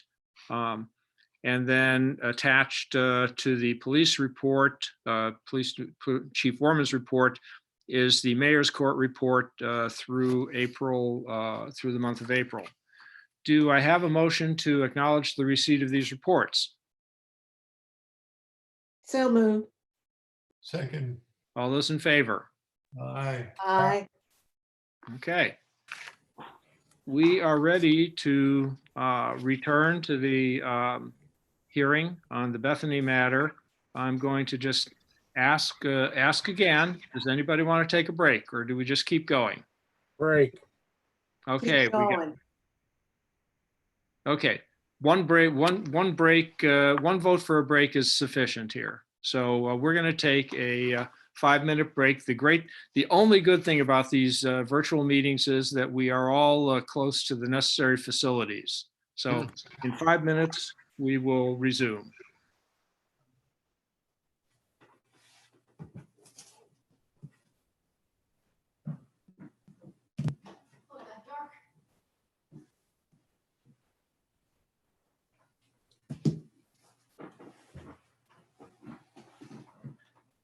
Did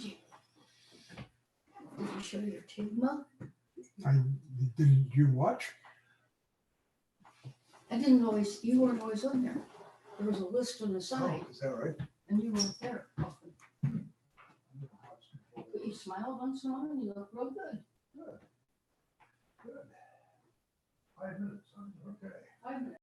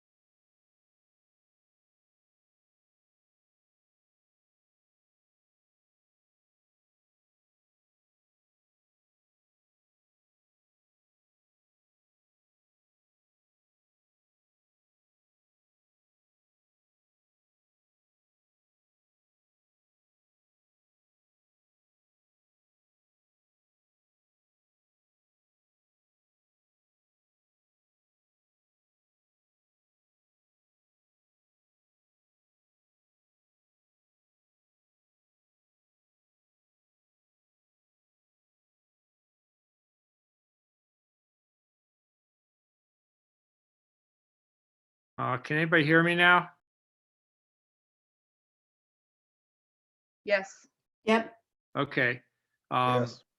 Alan, I see Alan is back at his luxurious lakeside retreat there. And so, David, are we ready to go? Yep, we are ready to go. I just received a call from Councilwoman Gruninger that she's having problems with her Wi-Fi and it's being a bit inconsistent. So I said if she has it, she can hear the meeting on YouTube, and then if she needs to break in, she's going to give me a call. It's a little awkward, but we can work it. Okay, let's see, do we have everybody from council here?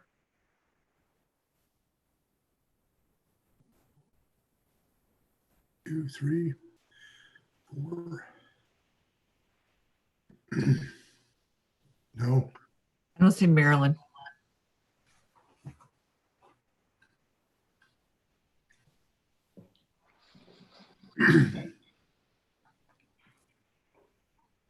Yeah, Mrs. Duke is not on.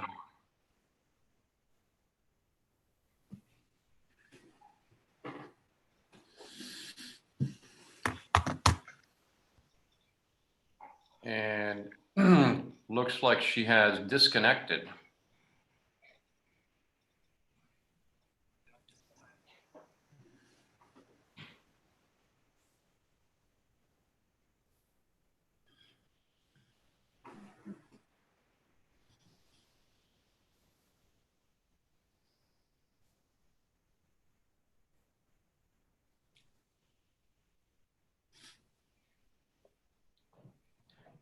Maybe worth a call to her to see if she purposely disconnected or if she has some issues. I can do that.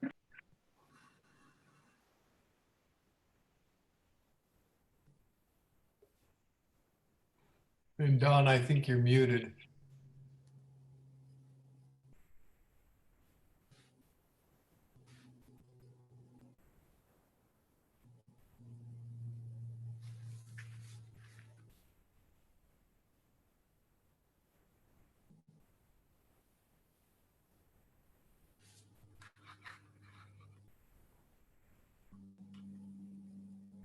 Don, you're muted.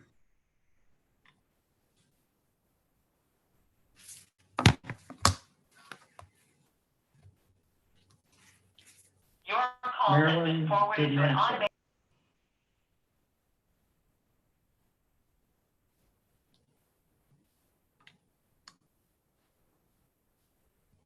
I went to Marilyn's voicemail. She didn't answer.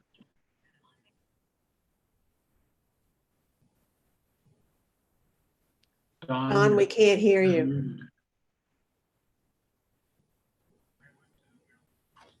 Don, Can you hear me now? To coin a phrase. Okay. For some reason, the space bar wasn't working for me. So my question was whether the chiefs, are needed for this meeting. I don't think they are, and they're looking a little tired to me. So it's at least you will not be docked or anything if you choose to leave. Okay, thanks. Okay, take care. Thanks, Mayor. I got a guy here. Thank you. Good night, Chiefs. Okay, do we have anything, any word from Marilyn yet? Wally? I'm gonna try a second time. The first one went to her voicemail. Okay, I sent a text to her, Don, and said we're back in the meeting, but no response. okay. We'll give her a few more minutes.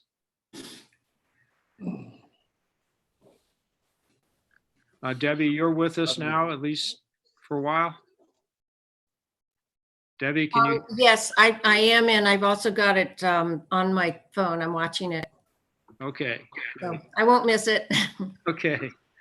Mayor, I have Marilyn on the speakerphone. She's having trouble getting back on, so she's listening until she does.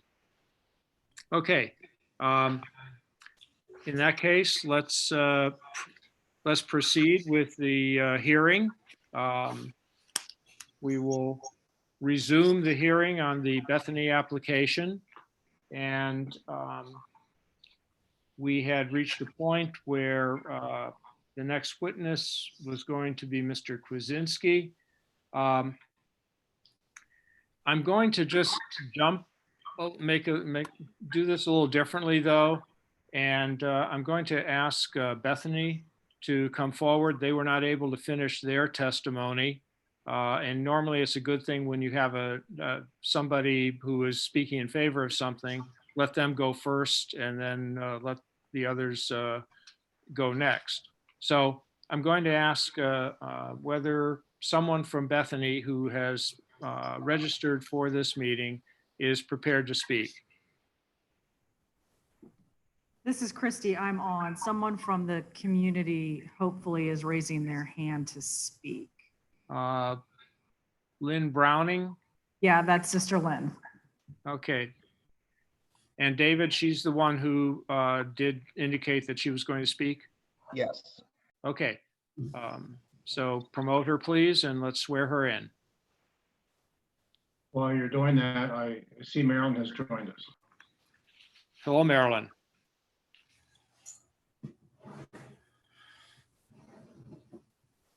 I'm back. Okay. Mr. Brown. I see Sister Lynn is with us now. Madam Solicitor, can you swear her in? Mr. Lynn, if you could unmute your microphone before we get started.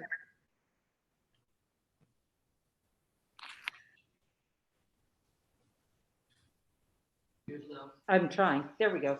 Okay. You can please raise your right hand. Is the testimony you're about to give the truth, the whole truth, and nothing but the truth, so help you God? I do. Somehow that seems a little redundant to me, but we'll go with it. Okay, so hello, everybody. Sister Lynn. I'm Sister Lynn, and I've lived at the convent and Bethany for about 19 years now. So I'm one of the newcomers, relatively speaking. And I'm the liaison between the school and the convent.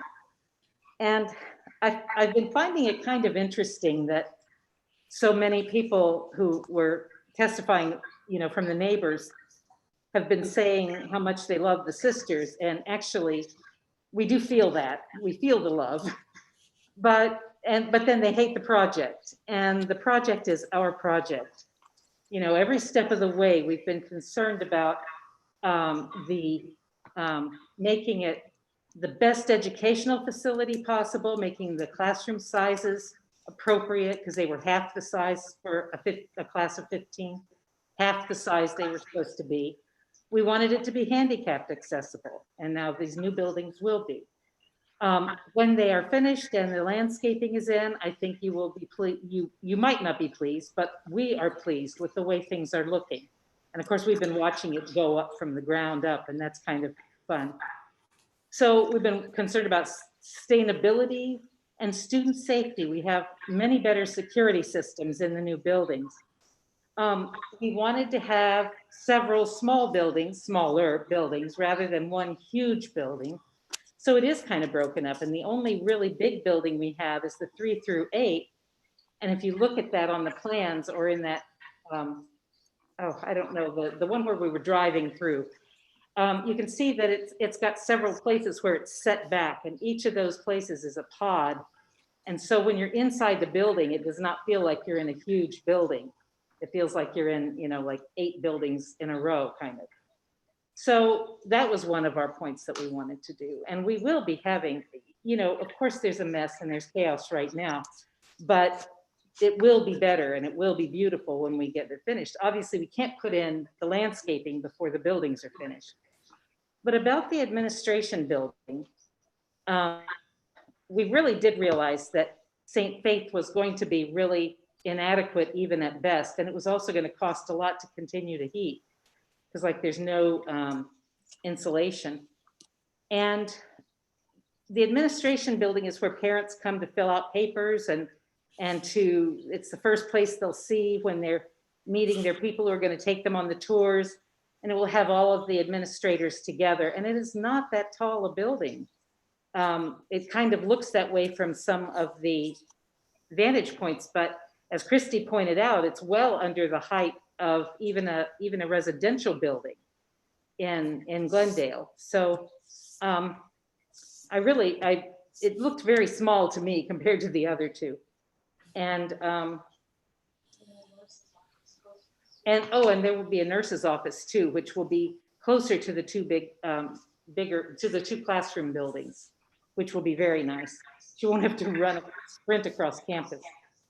The other thing is sustainability was a big point too, and we would never get there with St. Faith or even with the old Hope building. The footprint, you could see it on the slides that Christy showed us. The footprint of that building, of the new building, is not really very big. So it's really going to be all an integrated plan. And it's already the one end of the K-2 building that's being finished up now and has the finishing on the walls. It looks really nice, and we really like the way it looks. So we hired Christy, and we really like her, and we like her work, and she's been very responsive to us. So it is the sisters project, and we're very enthusiastic about it. And the water runoff, there were a couple of 100-year events, so that's not too good. Okay, are there any questions for Sister Lynn? Okay. No questions. Thank you, sister. Thank you. Okay. Does anybody else wish to come forward for Bethany? I'm just asking because I think David Gould had expressed an interest. And his hand is, his hand is up. David Lumsden, can you promote Mr. Gould?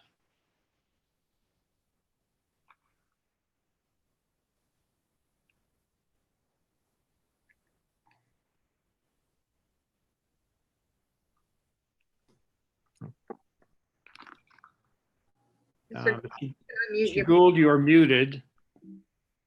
Can you hear me now? Yes. Okay. All right. Ms. Ryan, can you swear him in? Raise your right hand. Do you swear the testimony you're about to give is the truth, the whole truth, and nothing but the truth, to help you God? Yes, I do. Okay. Proceed, Mr. Gould. Thank you, Mayor, and thank you, council members, for taking the time to listen to the testimony that's been shared with all of you today so far with Christy and with our neighbors, as well as with Sister Lynn. I appreciate the time and energy you dedicate to a project of this size. I'm keenly aware of how significant this project is, not only for the sisters, for Bethany School, but also for Glendale. I've heard a number of times over the many hearings that I've been a part of that this is perhaps one of the largest building projects that's happened in Glendale in many, many years, perhaps in many of our lifetimes. One of the things that I know that the sisters were very committed to when they brought me to Bethany School back in 2014 was that they were looking for revitalizing the school in a manner that kept true to the roots of the school, but also looked forward. And so the commitment to making sure that the architectural design spoke to the history of those Tudor cottages that orphan girls lived in for many, many years. They wanted to make sure that those cottages continued to live on. So the two cottages that we had torn down in place to make our K2 building also have the names of those two cottages, Bethel and Bethlehem.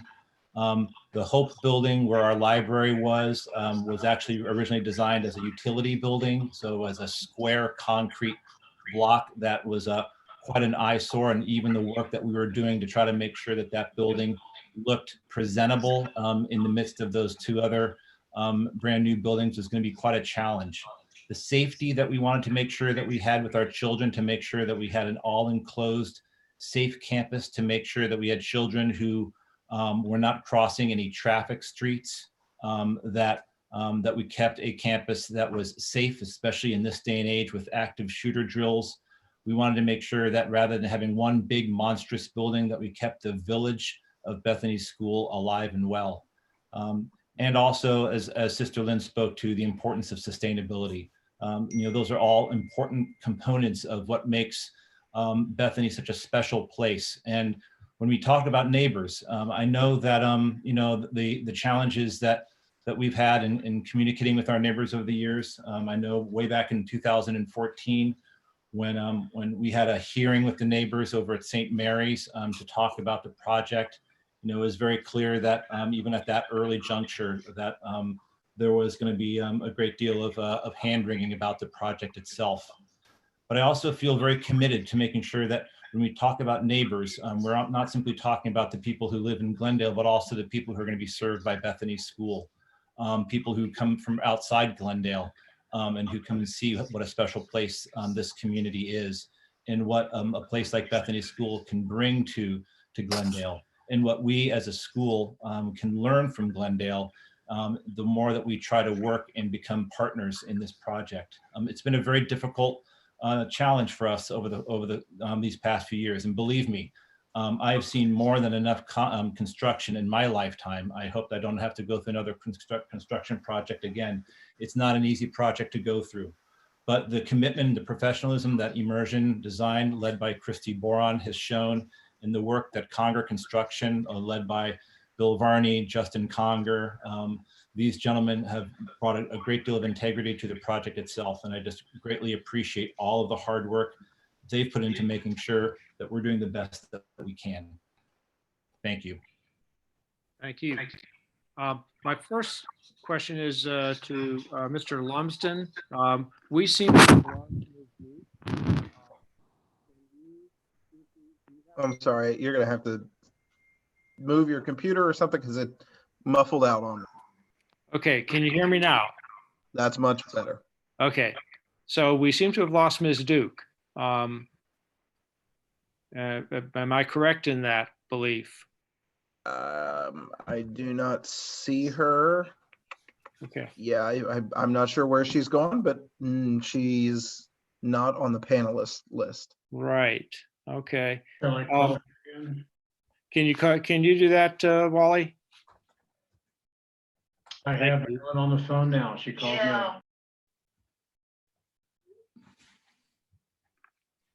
I've got it plugged into something else right now, but just put me on speaker. Okay, everybody can hear you now, Marilyn, and you can listen, okay? Okay. All right, so are there any questions for Mr. Gould?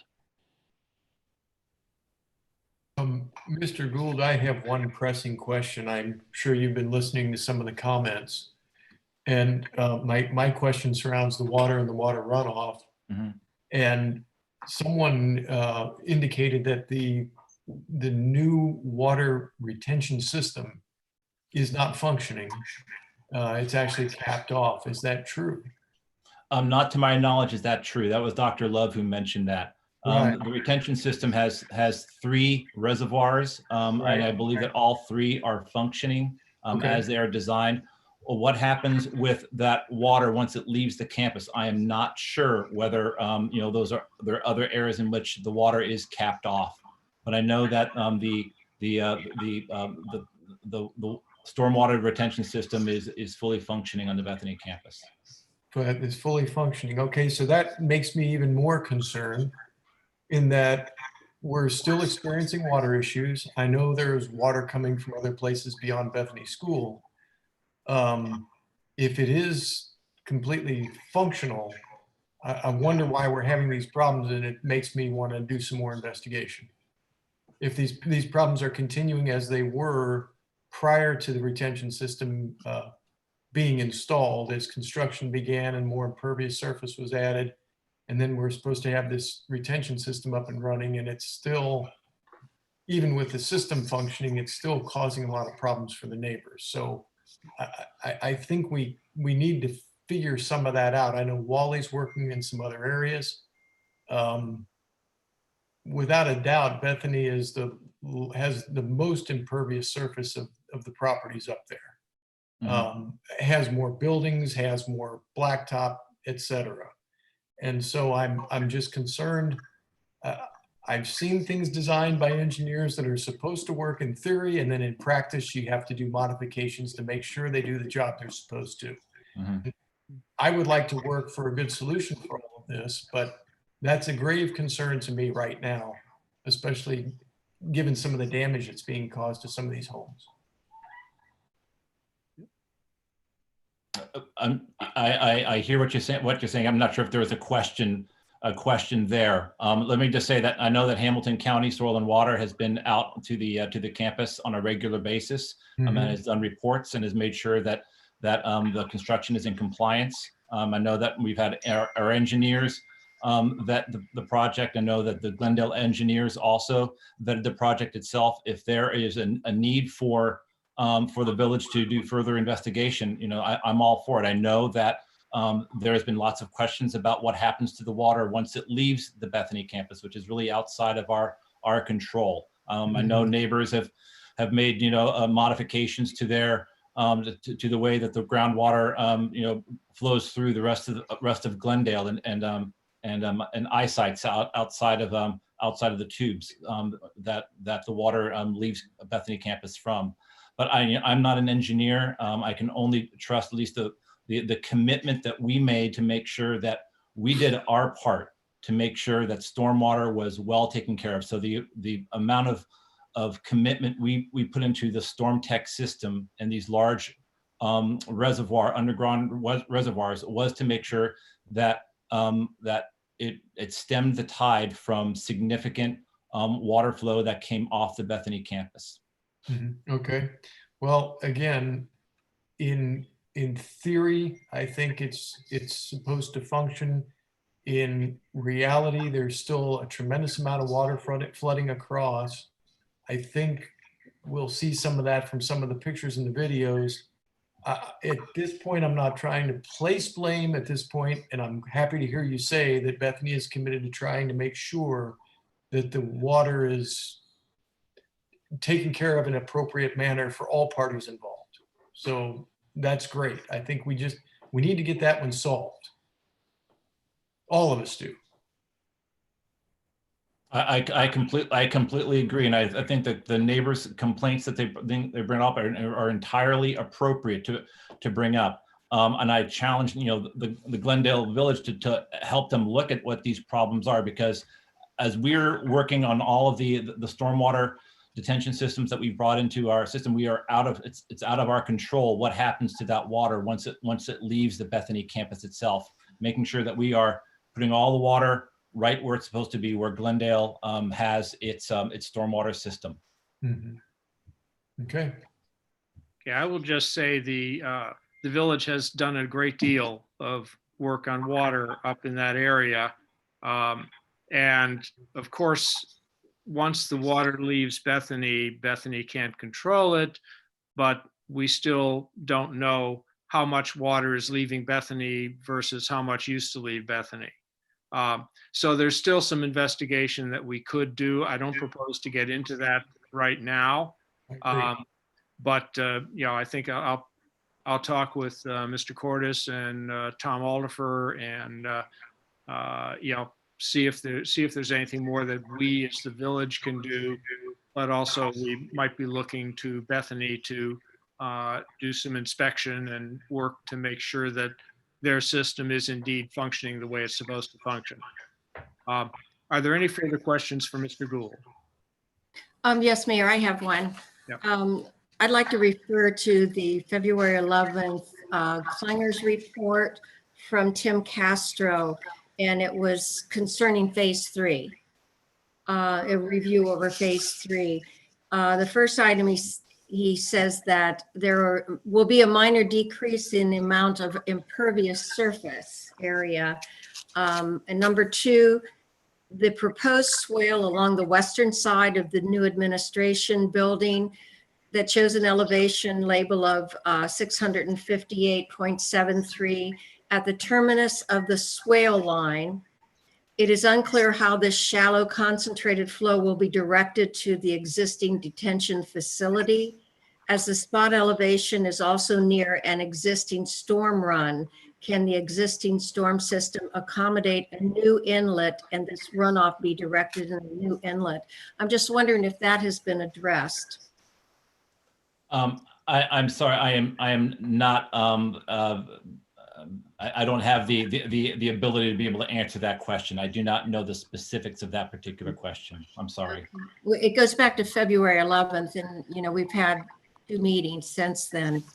I just wondered if you would address that. I can't speak to that. I'm sorry. Thank you. Would you see if you can get an answer? Sure, I certainly can do that. Thank you. Any other questions? Okay. I believe that's the end of the witnesses for Bethany.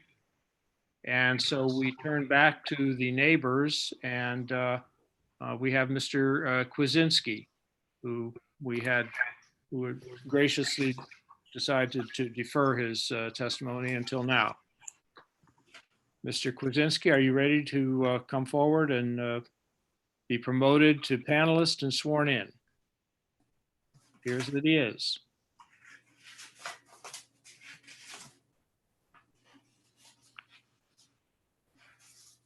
Mr. Kwasinski. David, do you have him?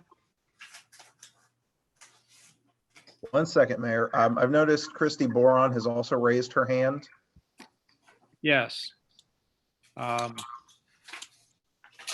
Do we want to address that?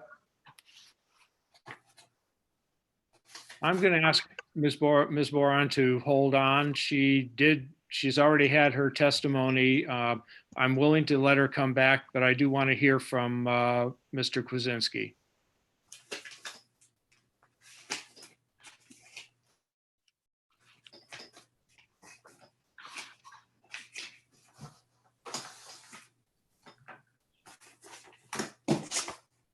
Mayor, I'd also like to bring to everyone's attention that our council rules state that all council meetings should be over by 11 p.m. I was wondering if somebody was going to bring that up. My goal, and I'm going to make it a real goal, is to avoid any conflict with that rule or even bumping into that wall. So there can be, if council feels it's appropriate, an opportunity for more testimony at a later date, and certainly for council deliberations. So I see we have Mr. Kwasinski here. Gordon, can you talk? Let us know that. Yes, can you hear me? We can hear you now, yes. Okay, So, wonderful.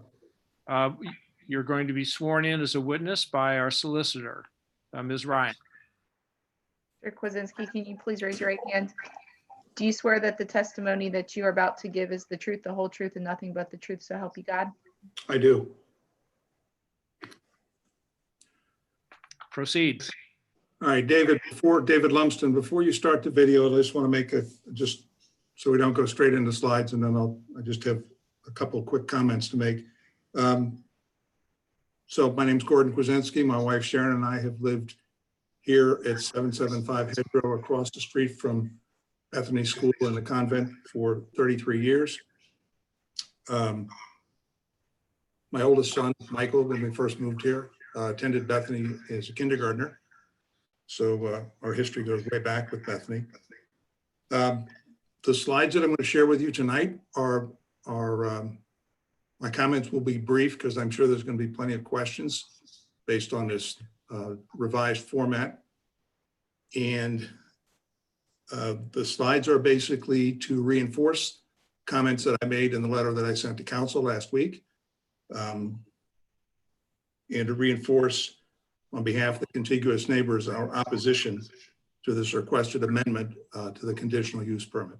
So David, with that, can you go to the first slide, please? And please pull them full screen.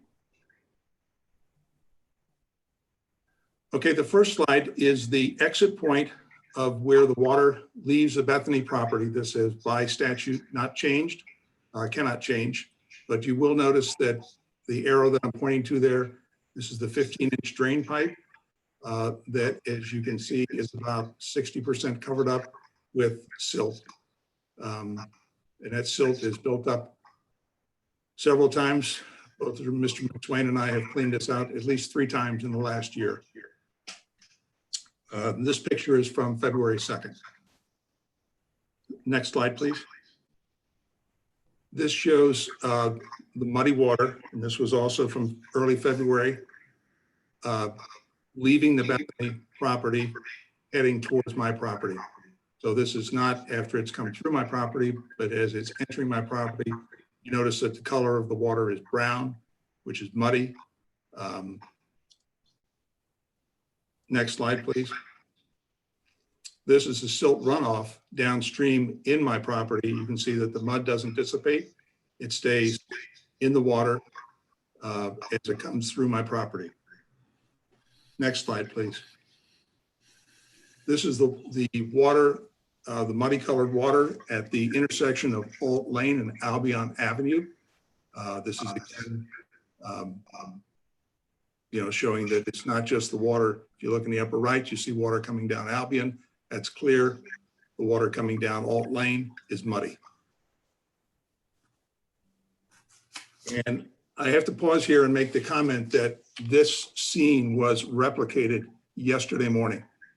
All 3 slides that I just showed you, we had a rainfall for about 1 hour that was less than 3/4 of an inch, according to the National Weather Service. And this was the exact same scene that if you had been here yesterday morning, you would have seen that I'm showing you. I could not, of course, by statute submit those slides because it would have been after the deadline. Next slide, David.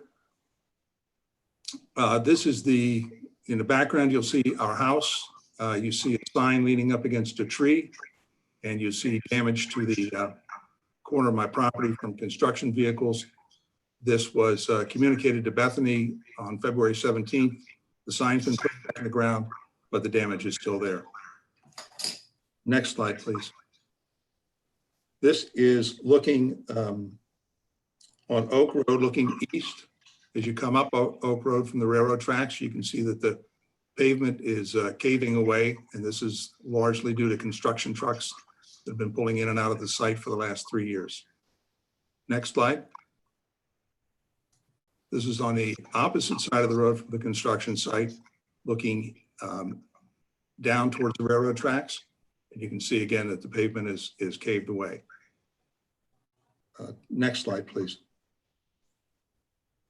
This is damage to the McSwain's property. You can see their beautiful pine trees in the distance, just as you pull out off of the Oak Road parking lot, looking down towards the railroad tracks. Next slide, please. I put this slide in here for the benefit of the Jellisons, who were promised that the doors on this building would be matching in color to the rest of the building. It has not happened, didn't happen. We never, the Jellisons may not have gotten a straight answer on that, but this garage, I guess, was due to a loophole in the permit process because it was a residential garage. This appeared to most of us as just something that got added in to replace the other garage. So, and this is a new exit drive out onto Albion Avenue across the street from what used to be the old Carruthers, Tom Carruthers property. Next slide, please. This is a rendering that has been presented all along through all the permit processes, phase 1 and 2, originally approved in 2017. And again, as part of this conditional use permit. If you have been to the site, you quickly realize that this rendering bears very little resemblance to actual finished building, which you'll see a few slides down from here. In the background, you can see the old library slash laundry building, which has since been demolished. Next slide, please. This is another rendering that's been presented throughout the course of the project. Again, this rendering doesn't do justice to what's currently there. There's a black fence that's the kickball yard. They did not reuse the trees that they tore down. There's a lot of variations if you walk the site that you would see are vastly different than what's appearing here. Next slide. This is a site plan that Christy put up earlier as part of her presentation. The left-hand side is with the administration building, St. Faith, showing that in 2014 or 15, I believe it was actually 16, when we were first shown the renderings of what the project was going to be. We did not see these the rendering on the left at that point in time. Notice the new design on the right-hand side shows the administration building tucked in between, the new garage in the back. Discussions about green space. There's not much green space left here at all. Next slide, please. This is for those of you who maybe visited the site. This was the old library building that was demolished after they were given permission at the August Planning Commission to do so. That did not get demolished till later in the year, but that would be the original height that was proposed in the initial application, initial conditional use. In the background, you see the two cottages have also since been torn down. Next slide, please. These are the elevations that were presented in August. And again, you saw these tonight, but you can see clearly that the height of this administration building will match the K-2 building at the top. Now, I know that according to ordinance, you can't measure the actual height of the building, but you have to take into consideration what we see as neighbors. So you can see this administration building matches the height of the K-2 building and comes awful close to being the same height as the 3 through 8 building. These elevations don't do the finished buildings justice. Again, they're renderings, and this is what a lot of the presentations have been over the years. Next slide. Skip the next 3 slides, please.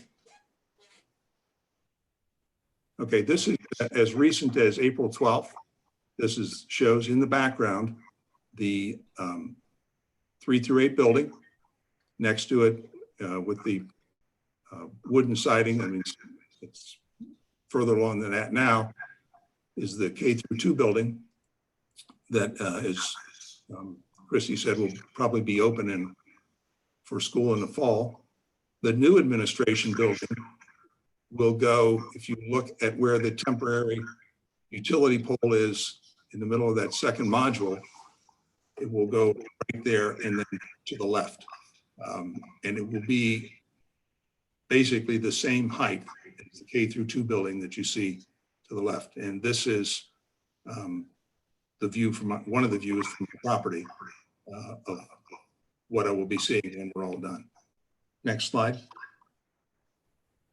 Go ahead and skip this one. This is a view, skip this one also. And skip this one. Next slide, please. That's the final slide. All right. Go back to the previous slide, please. So this is the view from the front of my house, up looking at the property. Yeah, there's a few trees there, but what we're going to have, what the Loves will have, what everybody up here will have, is a view, as has been stated before, of what is not looking like a school building, but looks more like an industrial office park in the middle of a residential neighborhood. And if you tear down St. Faith and you landscape that, to Mr. Staples' point earlier, it's been undetermined what the impact of that will be on the water runoff on the north part of that property, because that has never been taken into the equation throughout this project. So that's the extent of my presentation. I thank you for your time tonight. I hope these pictures help illustrate our concerns. I know that Mr. McSwain has some other things that he would like to talk about, but I hope you have a better understanding of why we feel the way we do about this project. And if you use these pictures in conjunction with my letter, which I realized was quite long, but needed to be quite long to identify the timeline for how long this has gone on and for the concerns that we have. Thank you. Oh, I have one other question. And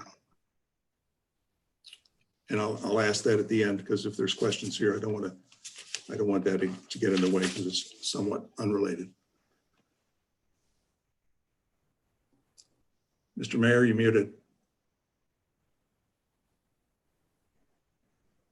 Thank you.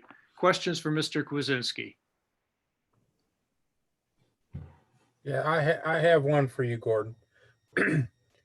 What's the timeline of the slide that you took of the opening of the drain there? And is that, I guess it was your first slide. That was in February. That was in February. Right.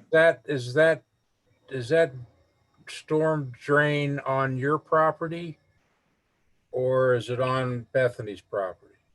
It actually comes onto McSwain's property. Okay. 25, 30 feet, and then enters my property. Okay. That second picture that I showed you was. It's your property. Well, it's actually part of McSwain's, part ours, but it comes directly into that swale from that exit pipe. And you said that you've cleaned that out. You've taken the silt out. Right. Is the silt coming from the construction site? Yes, it is. Okay, thank you. And I do want to add, and you can view this as a public record, I went online yesterday to see what the status of the permit was, because it's been shared with me that the system is complete and functional. I've had numerous requests to Hamilton County Soil and Water District. That permit is still showing open, and it shows that the last time anybody inspected it was 18 months ago. And I've received no response, and Wally knows this, no response from Hamilton County Soil and Water Conservation District, despite my 3 or 4 comments over the last 18 months, primarily regarding the silt, but also regarding the quantity of water. Further questions? How long ago, Gordon, did this flooding issue begin? Has it always been a problem? It started, as Dr. Love said, when the landscaping projects started on the northern part and actually the southern part of the campus. That's going to be, I think, 2008. It was supposedly corrected in the gymnasium, 2012, but it was not corrected. In fact, it wasn't maintained, so it got much worse. And then when the construction started, throughout the construction project process, it's been awful. Got a little bit better at some point, but now it's back. I mean, yesterday we had a small, what I would call a small rain event that lasted an hour, and the flooding was amazing. So Prior to construction, flooding was not a problem then? Prior to this construction? To the beginning with the gymnasium. Pardon? Beginning with the gymnasium, I assume. Yeah, well, no, it actually started when they did the landscaping project across the street that Mr. Staples referred to, 2008, because he stripped quite a bit of land up there where the connector drive is. And then it just has progressed to gotten worse because now there's more impervious surface up there. Gordon, can I ask one other question also? Have you and your neighbors approached Bethany with a complaint or with any kind of suggestion for the fix of what you've got your problem at your house? We have not, because in the original permit, and I put this in my letter, in the original permit, it was stated by their engineer that once the system was built and operational, that they would do continual testing. To my knowledge, that's not been done. So we've not approached them with any solution. They've retained the engineers to do the study. So I don't feel that we should be paying money for engineering work that's they committed to do. And Wally, can I ask a question of you? Who then is in charge of closing the permit? The permit with Hamilton County, sir? Have they had any contact with a village at all? Yes, fairly frequently. Twice a month they visit the site, and I'm often carbon copied. I do understand that they don't often communicate with Mr. Kwasinski. He's quite correct. I don't know how to remedy that, but they do have records at Hamilton County of fairly frequent inspections. Have they ever been there while it was raining? Yes, sir, they have. And they didn't find the overflow concerning? No, sir, their job is not quantity of water, but quality of water. Silt, they've tested the silt in the past and found microscopic particles of earth in there that cause it to be brown, but they found that to be an acceptable level of silt. And they often credited there being silt in the water due to the open state of construction where sod is not in place and where there's raw dirt that allows water to pool and then run off. And then do we, that runoff goes into the creek, goes past the treatment plant and into the Mill Creek, is that correct? Well, it goes into the retention system, which they have to clean quite frequently. And then it runs through the outflow that Mr. Kwasinski talked about that's on Mr. McSwain's property and his. And then it goes to the creek, Warwick Creek at some point. Thank you. Wally, I have a question for you. Isn't it standard procedure for any construction site that they use some kind of mitigation from water and silt flowing away, such as big bales of hay or something to keep it back? And has there been any kind of effort on during this project to have that done? Yes, Mr. James Gleason has on multiple occasions given advice and demands to the contractor to add additional bales of hay and what's called silt fencing. And at one point they were cited for not having it in proper place and then improved upon it. So we feel that an improvement was made according to Mr. Gleason. But I'll go back to what the good sister said from Bethany, that we've had some rather serious 100-year rain events. I don't disagree with her. It's unprecedented the amount of rain and the frequency that we've received. The rain we got several days ago and in the area may have been more than 3/4 of an inch because there's flooding in various areas of Glendale during that day.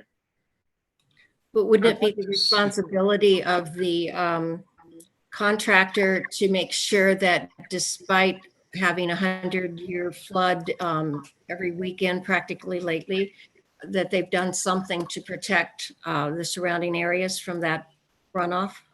It certainly is their responsibility to do the best they can. I think when you do have rain events that are classified as 100-year events, which they need to rephrase, I think, because we're having it quite frequently, that those events are beyond mankind's ability to control, from what our engineers told me in the past. But I do think the overall situation at Bethany is compounded by what comes from Woodlawn across Oak Road and then into the McSwain properties and into the area. It's a very large watershed, according to Tim Casto, who I can request a report from him if that would be helpful to council. The mayor mentioned that earlier. It's not just the Bethany property that contributes to the rain shed area, but It's a very large rain shed area. I believe he said it was 17 acres in total. And then it's compounded by the woodlawn water coming from the hill down property. But I'm leading into what I think is going to improve the situation greatly, and that is to collect the storm water at the edge of Hedgerow where it touches Bethany, and to collect the water from Albion Avenue and get it underground into pipes and then get that into the creek without having to traverse over people's private properties. I would like to move on here because I think we could get really wrapped up in the water issue. I think the commitment that Mr. Cordes and I are making is that we're going to sit down and figure out how we can get some additional information on this properly before council. So I'd like to finish this evening because we are we've gone past the 3-hour mark in this council meeting with our final witness for the neighbors, Mr. Ron McSwain. That does not mean that Mr. Krasinski won't come back or won't be able to come back and talk more, assuming that, and I'm hoping council will agree that after Mr. McSwain's testimony, we can agree to continue this matter until the June meeting. So at least for now, I'd like to move to Mr. McSwain, who's been very patient all evening. All righty. Dean, can you restore my co-host privileges?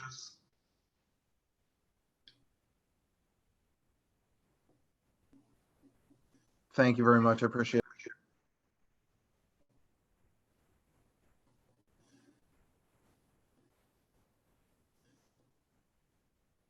Is Mr. Ron McSwain ready to come forward? I believe that they are all using the same account. Yes. Okay, Mr. McSwain, I'm going to ask our solicitor to swear you in as a witness. Swear that the testimony you're about to give is the truth, the whole truth, and nothing but the truth, so help you God. Yes, I do.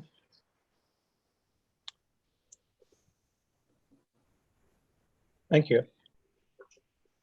Over 100 village residents and several outside experts worked on the village plan of 2000. Many of you participated in that. It was to give direction for many years in the future and preserve Glendale's uniqueness for many generations to come. It read, 20 years from now, we see a quiet community of primarily single-family residents, a tranquil spot removed from everyday hustle and bustle. Continuing that quote, it is to be graced by mature trees. If this plan were looked at by the architect, she failed to catch the value generations of Glendale residents place on the uniqueness of what living in Glendale represents. Instead, having an 18-acre entire city block footprint, she chose to use every foot of space available. This is what you do in commercial construction, which is her area of expertise. Conditional use zoning, which includes consideration for the nearby residents, input, and actual cooperation, was never considered necessary. Just meet zoning regulations, present very impressive and expensive plans and pictures, and dominate the public hearings, and they will have to approve you're changing the neighborhood forever. The exorbitant cost of presentations, even the one we saw tonight, is of no concern. In my letter to you last week, I asked each of you to visit the Bethany site, hopefully with the 38-page plan that was presented August 28, 2017, and was approved by planning and later village council. If you happen to do that, you would see the to-date construction site looks nothing like was approved. And actually, I just pulled out the first 11 pages of that 38-page presentation, and I have over 14 Post-it notes of situations that were presented, pictures of what it would be like, and then in viewing the actual site, there is no resemblance whatsoever.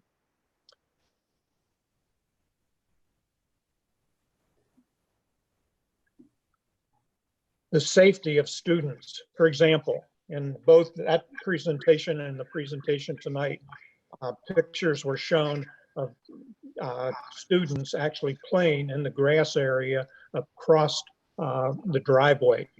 That happens every recess and lunchtime, and that is a lot more often than what was mentioned earlier in the early presentation in February about students having to cross the street to go talk to the principal.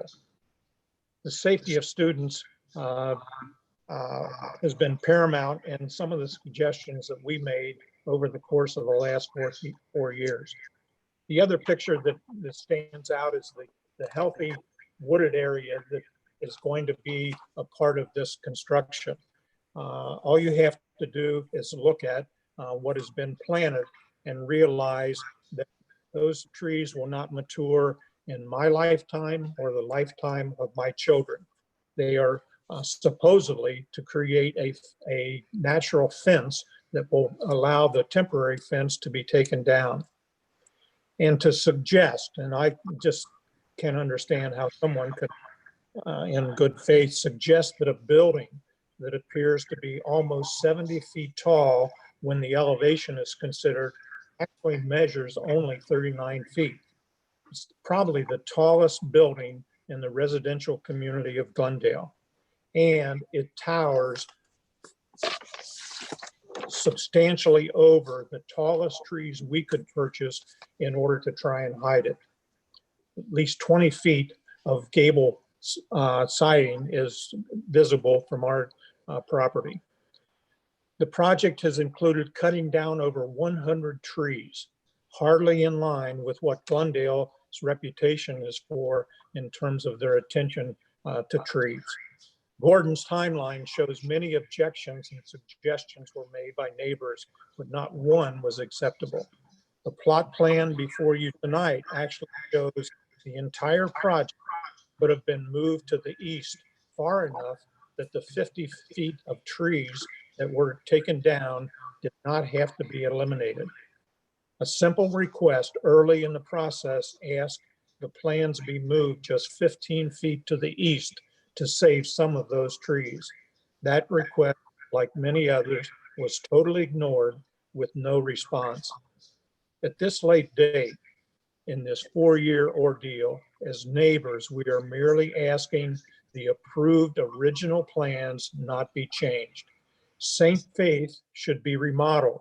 There was a strong presentation made of how St. Faith, being the first classroom, tied into the integrity of the entire Bethany project, and therefore they wanted to save it and they would remodel it. It had a good roof, which is generally the most expensive concern when you're remodeling a building.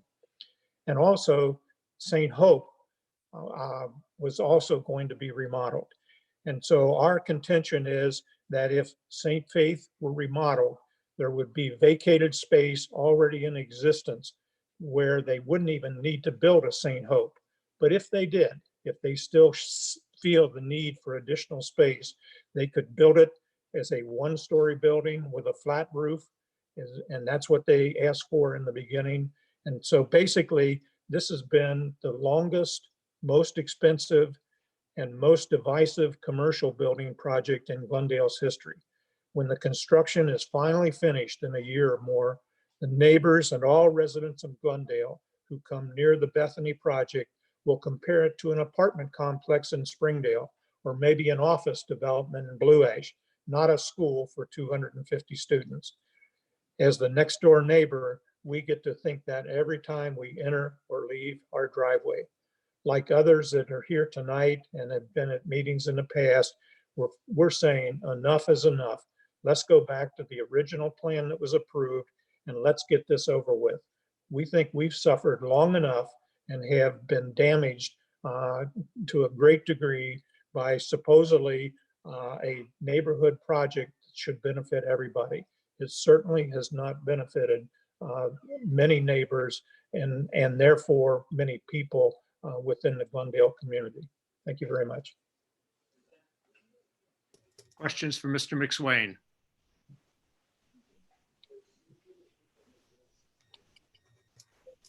Okay. I sense that we are not going to finish this tonight. And therefore, I would invite a motion to continue the hearing on this matter until the regular council meeting of June 1st. So moved. Second. This can be done by voice vote, I believe. Madam Solicitor? All those in favor of the motion to continue, please say aye. Aye. Aye. Opposed? Motion carried. So we will keep the witnesses informed of how the next hearing is going to be conducted.